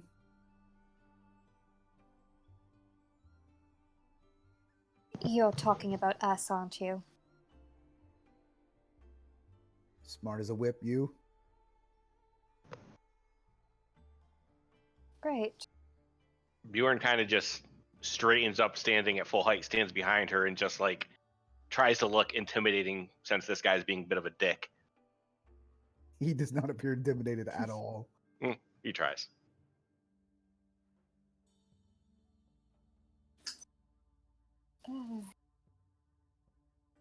You feel like this guy could not care less about literally anything. It's definitely getting us nowhere. She looks back at Bjorn. Against my better judgment, this might just be a night to relax and maybe get a bit drunk. Bjorn, you may want to pull out that beer stein that you carry around and get the drinks poured into it, though. Share it between the 3 of you. Bjorn kind of just nods and goes off into a corner, sits down to where he gets. He wants to be able to at least have view of the barkeep and the dwarf, and he's going to sit down and pull out one of the expensive bottles of wine that he has. Yeah, I mean, this place is small enough that there's literally nowhere you can go. I mean, it's essentially one room, like Okay. a big common room. So, like, you can't really go anywhere without being able to see everything. So, I'll pull out the most expensive one I have. The one that was like the one that was like the assassin wine or whatever. Yeah. My god, yeah. I'm sure. I'll pull that one out and just sit down, and I'll pour it into the big mug and put it down in front of both of those two, and I'll just start drinking out of the bottle. Yeah. Isla will gulp it glump. Gulp. Oh geez. Gulp, yes, gulp. Gulp it down rather quickly. We adults, we word know. Yeah. Bjorn kind of just looks at her and he goes, "Are any of these people the ones that you know from living here?" No, the odd people that I know are all elves. I do recognize the barkeep. Was he friend? Mostly he just worked around here, tending to any other... Should I not kill him? No, don't kill him. Okay, No, just dwarf. don't kill him. No, not the dwarf. Please don't kill He the is, dwarf. as he says it, he's staring at the dwarf. And Bjorn, like, he's not really drunk. He's getting a little tipsy, but he looks pissed. No, please don't kill the dwarf. And she pulls off her hat and kind of just pushes it against his face. He doesn't get up or anything. He just stays there. But every time, like he's listening to what you guys say, but he is just staring at the fucking dwarf. This is going to be a long night. Can I get some more of the wine, please? He just pours more in. Yep, she gulps it down again, Well, drinking a lot faster than usual. Thorn, were the ones you spoke to at least a bit nicer than what we have experienced? yes. Some of them were talkative. It turns out they're primarily here to loot. That makes perfect sense. No, they did not have to die either. No one has to die. One person so far. It is okay.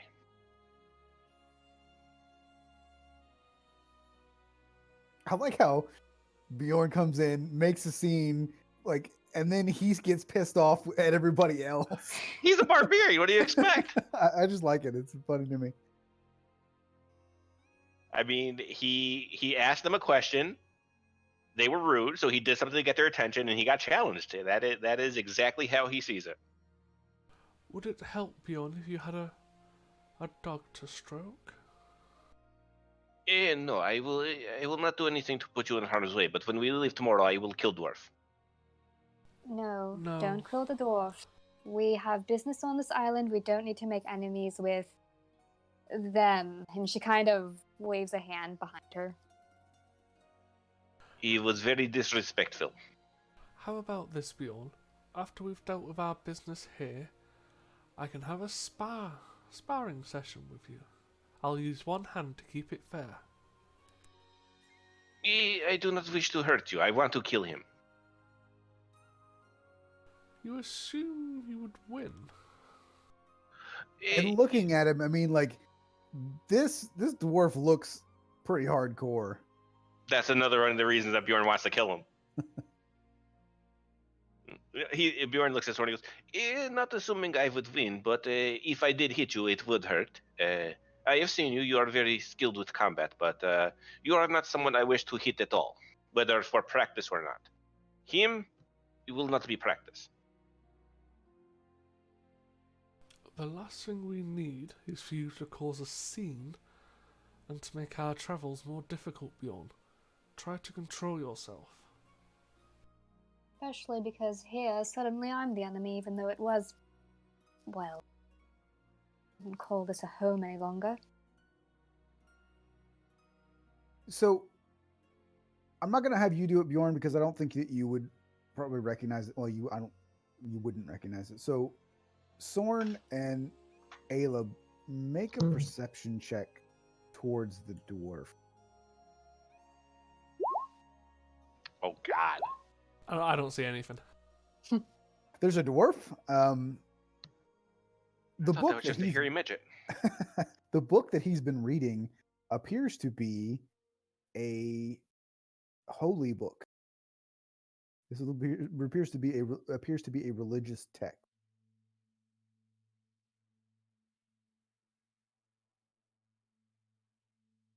Does, like, any symbology on the text match the things that Isla has been looking at in her notes? Nothing pops out to you. You're not at an angle where you can see a whole lot, but you recognize some of the iconography on the cover of the book.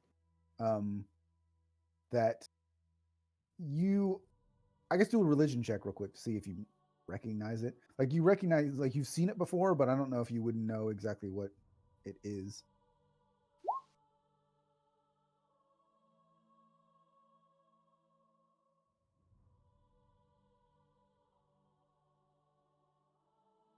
Let me see what you would know with a 10.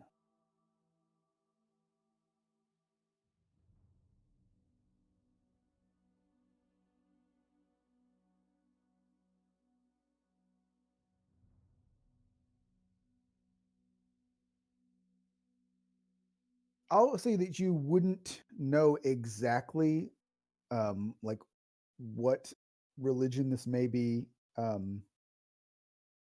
relating to. However, you had you would assume that it is somewhat dwarven related. You've seen the symbol before, and you can see that the runes. Um, I don't know. I don't think you speak dwarven, but Nope.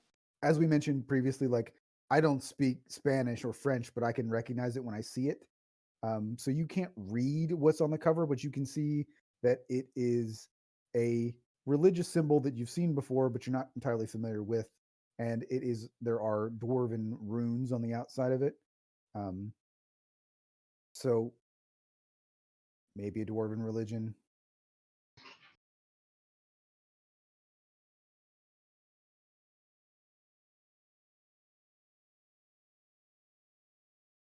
Hmm. But if you want to ask at least Sorn if he notices it as well, because he didn't, but you could point it out to him if you want. Yeah, she'll just say, Swan, do you read Dwarvish?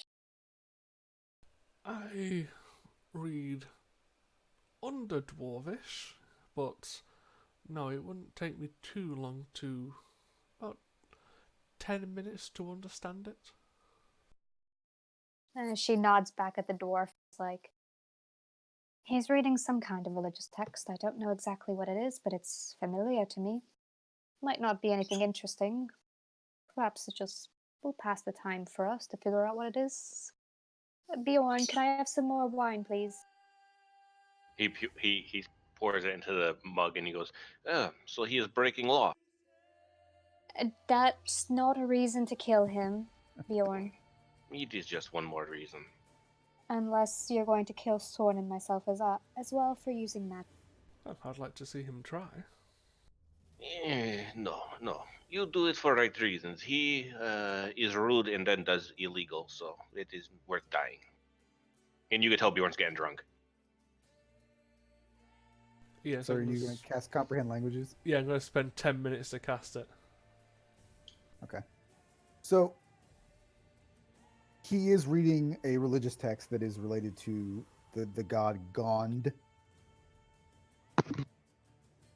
Gond is the god of artifice, craftsmanship, construction, and smithwork. It is the sort of patron god of the dwarves. And given what you, given the fact that you see this book that he's reading and you see what he's wearing and what he's carrying, and also just your knowledge now of the Sun Elves, you're relatively confident that this man may be a paladin. Okay, I was gonna say, is this my other fucking character? Big warhammer, It's dwarvish. not. It's not, but that would have been cool. I should have done that. But you guys would have recognized him. Well, it seems this man is at the very least, a holy man of Gond. Must be very evil god. No, he's actually a very good god. Maybe he's actually useful bringing him up to the ruins. If we hire him for the day tomorrow. It's possible. Would you, myself and yourself, care to have a quick chat with him? Minus Bjorn? Yes, minus Bjorn, sure. I admit that I have drunk a little bit more than I should have drank, but I should be fine to at least have a little bit of discussion. And she gets up. Yeah. As you guys are walking away, you kind of hear Bjorn talking to himself. He goes, yes, when he's distracted, that would be a good time to strike.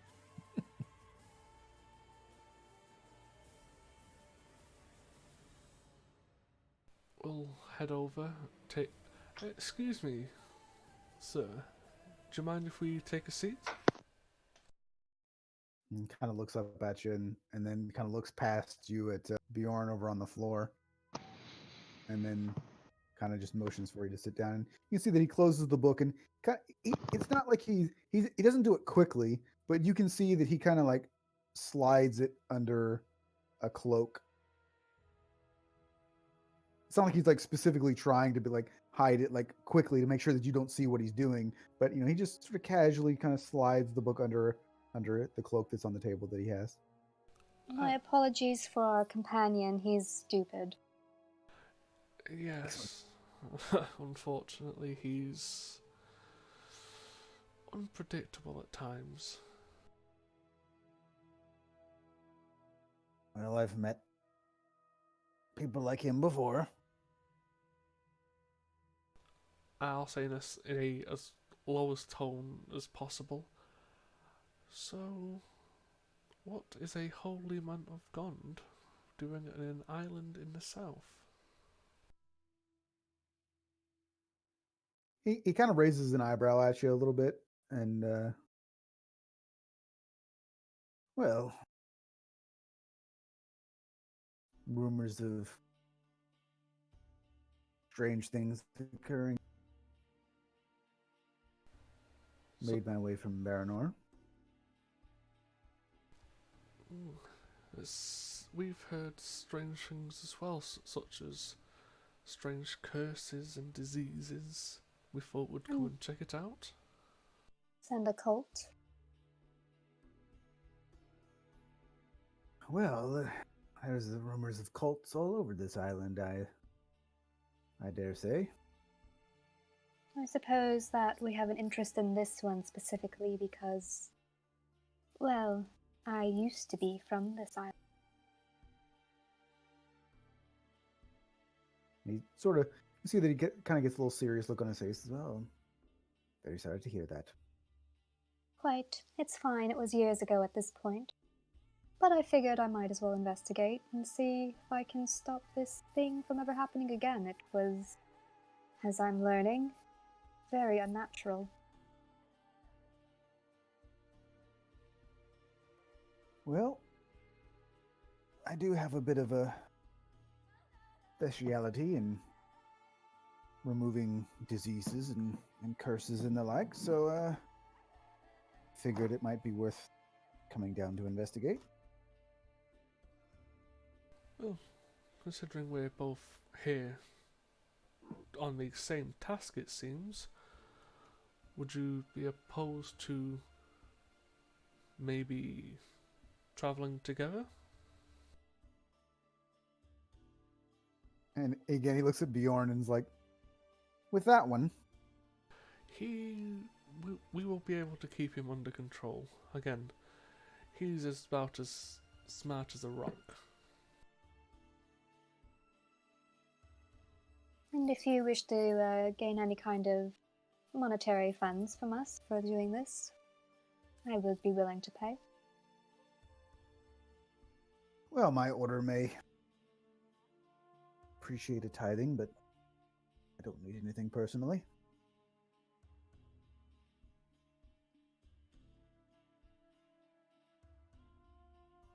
Then I suppose a donation to your god.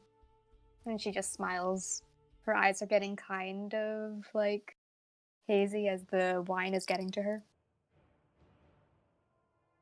And go, both of you make an insight check real quick.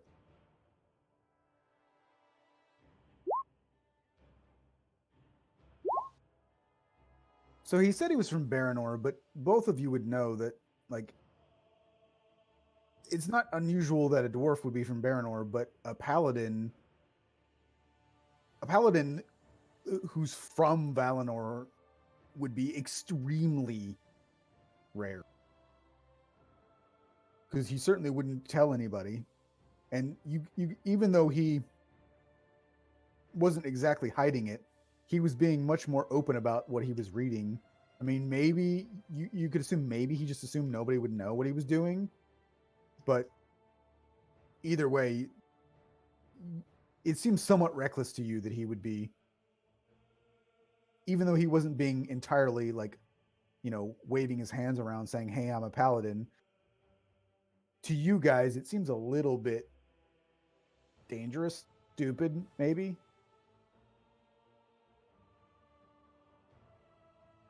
Another reason to kill him. Well, we can sort out the tithe tomorrow in the morning before we after we set off, but for now I think my friend here may have had a little too much to drink and probably needs to sleep it off, wouldn't you agree? I believe that I need another cup, actually.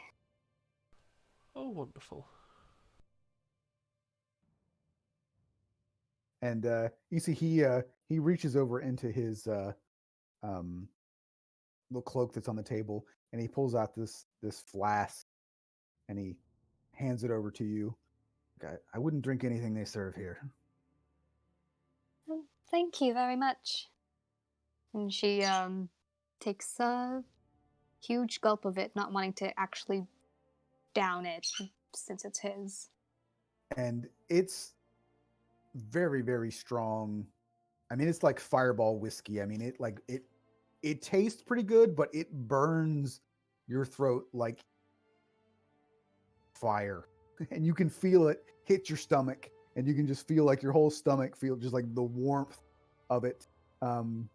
So it's like it tastes really, really good, but it also hurts to drink it. Yeah, she's definitely coughing. She is way used to wine. Oh, And then he sort of chuckles and then offers some to you, going, generally I would accept, but unfortunately between my friend here and the idiot in the corner, someone has Who to... is no longer in the corner. Well, you can be... As soon as she starts coughing after she drinks it, Jordan gets up with an axe in his hand again. He goes, "He poisoned you." No, he didn't. I'm fine. This was an excellent drink. He's not going to serve anything to you, though, because you're rude to him. Yes, unfortunately, our idiot who keeps wanting to start a fight, and Ayla here, one of us has to remain sober.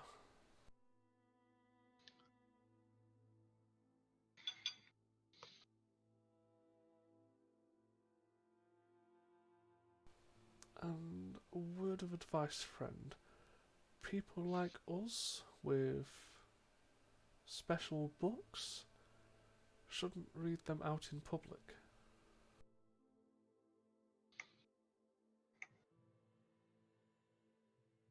and he's like, "Well, you're the first people I've come across that would know the difference." And he sort of looks around the room and looks at, at Bjorn. I tend to run into people like your friend more often than not. Unfortunately for us, we seem to be running into, shall we say, our kind more often than not. What's your name anyway? I've never introduced myself. So my name is Ayla. That is Sorn. The idiot is Bjorn. Did we introduce ourselves? Yes, no, we didn't. Bjorn goes and sits back down. He's used to Soren calling him an idiot, but when Ayla says he looks sad. His name is Thorgrim. He's Thorgrim Shatterstone, actually, but he just introduces himself as Thorgrim. Pleasure to meet you. I'm sure we will have a great time tomorrow. Very great time. Yeah, that Constitution saving throw on that whiskey probably would have failed. So you're pretty blitzed at this point.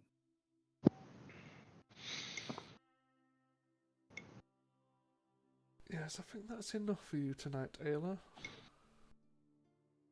Coming back to this island is not fun times, even if I do want to make this whatever curse thing stop.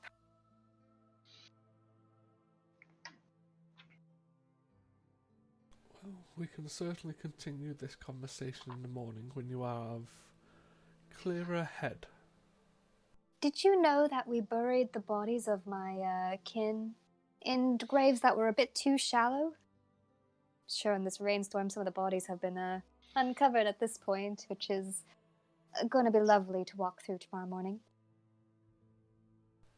Well, And- that was and morbidly Thorgrim kinda just, like- fascinating. yeah. Thorgrim kind of like gives Soren, kind of looks at you like, what the hell? Again, one of us has to remain sober for this. We're going to be walking right past my house as well. Unless it's been burned down Well, by those ones over there. And she points to the mercenaries. they seem to be primarily just looting, so I doubt it's been burned down, but we can leave that issue for tomorrow. Oh, I don't feel so good. Maybe a bit more wine will help. And she stumbles to her feet. And Thorgrim turns to you, Soren, and says, "So, what information do you have about the place?" Myself, not too much. This apparently. There was a cult here in the past that was the source of many curses and poisons and diseases. It seems they may be springing up again. That's what we're here to investigate. See if it was the cause of what ravaged this island. Seems a bit too convenient to be a coincidence, I suppose. Well, even if it is, we can't really complain if we can find some answers. And I think for at least one of us, it's some form of closure.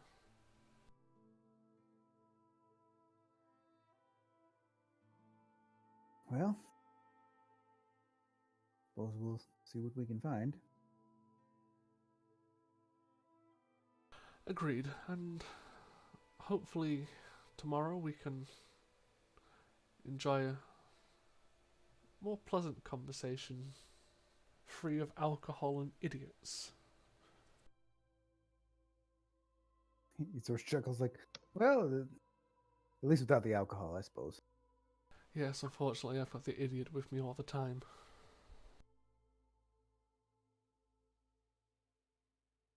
But I wish you good night and have a good rest. To you as well. And I'll head over to the party girl that's probably going to start throwing up. So, eventually, the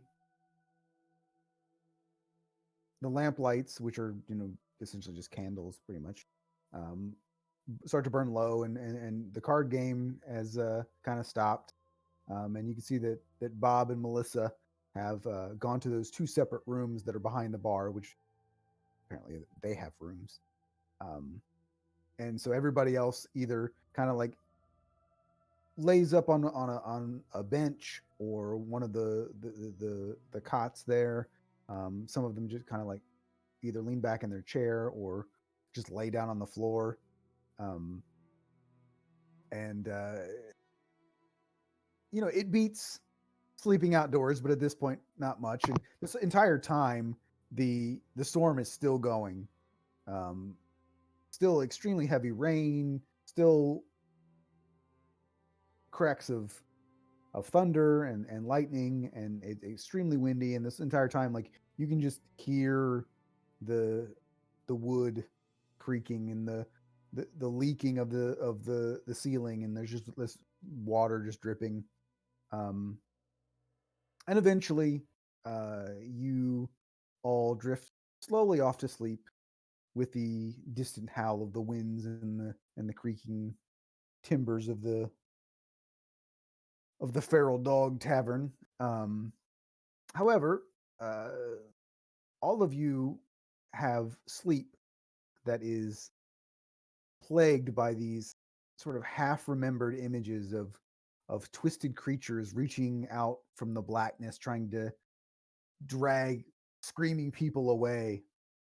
And there are strange colors and distorted images that sort of come and go, blending into each other, into all of these just overall unpleasant sensations.